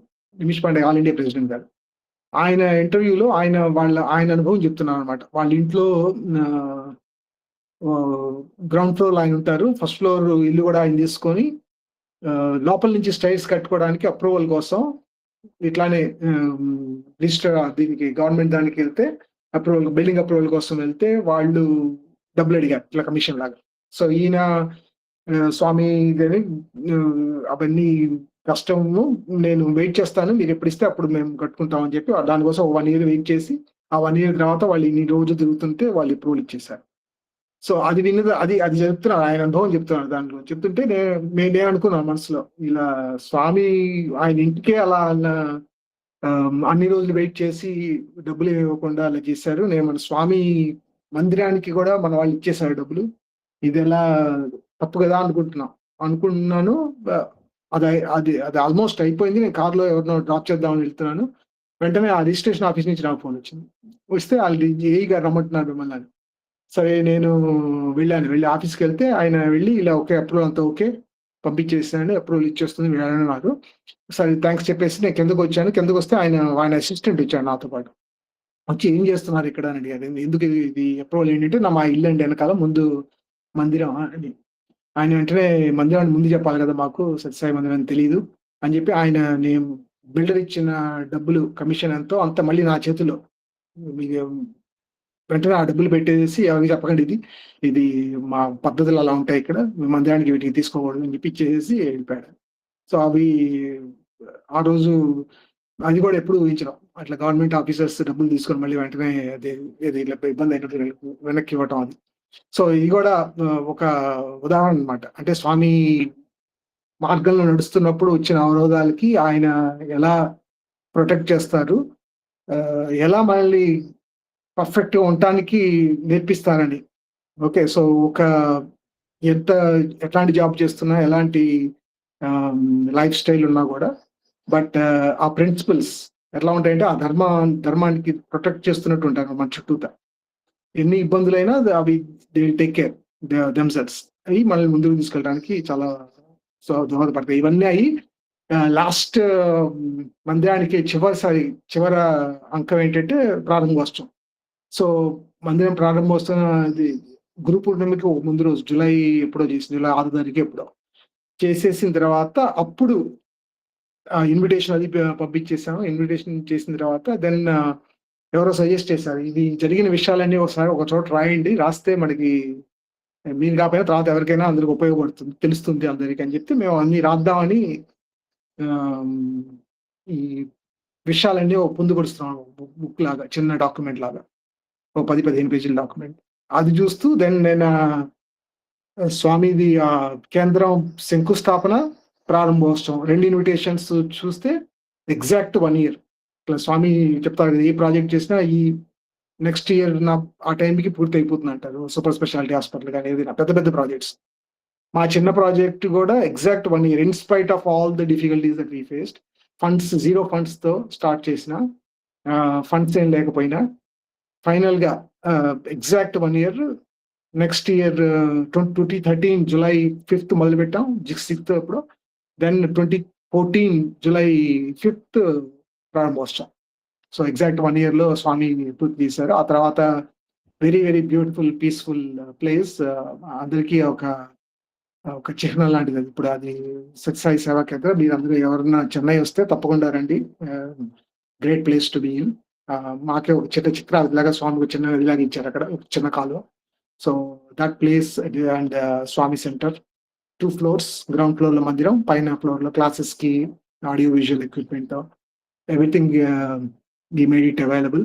And for us it's energizer అనమాట. ప్రతి రోజు సుప్రభాతానికి కానీ, ప్రతి weekend, every Sunday, Saturday bhajans, Thursday bhajans, Narayana సేవ ప్రోగ్రామ్స్, అవన్నీ మా సత్యసాయి సమితి మెంబర్స్ కి, షోలింగ్ మెంబర్స్ కి it is a recharger for us to lead our life in Sai Ram.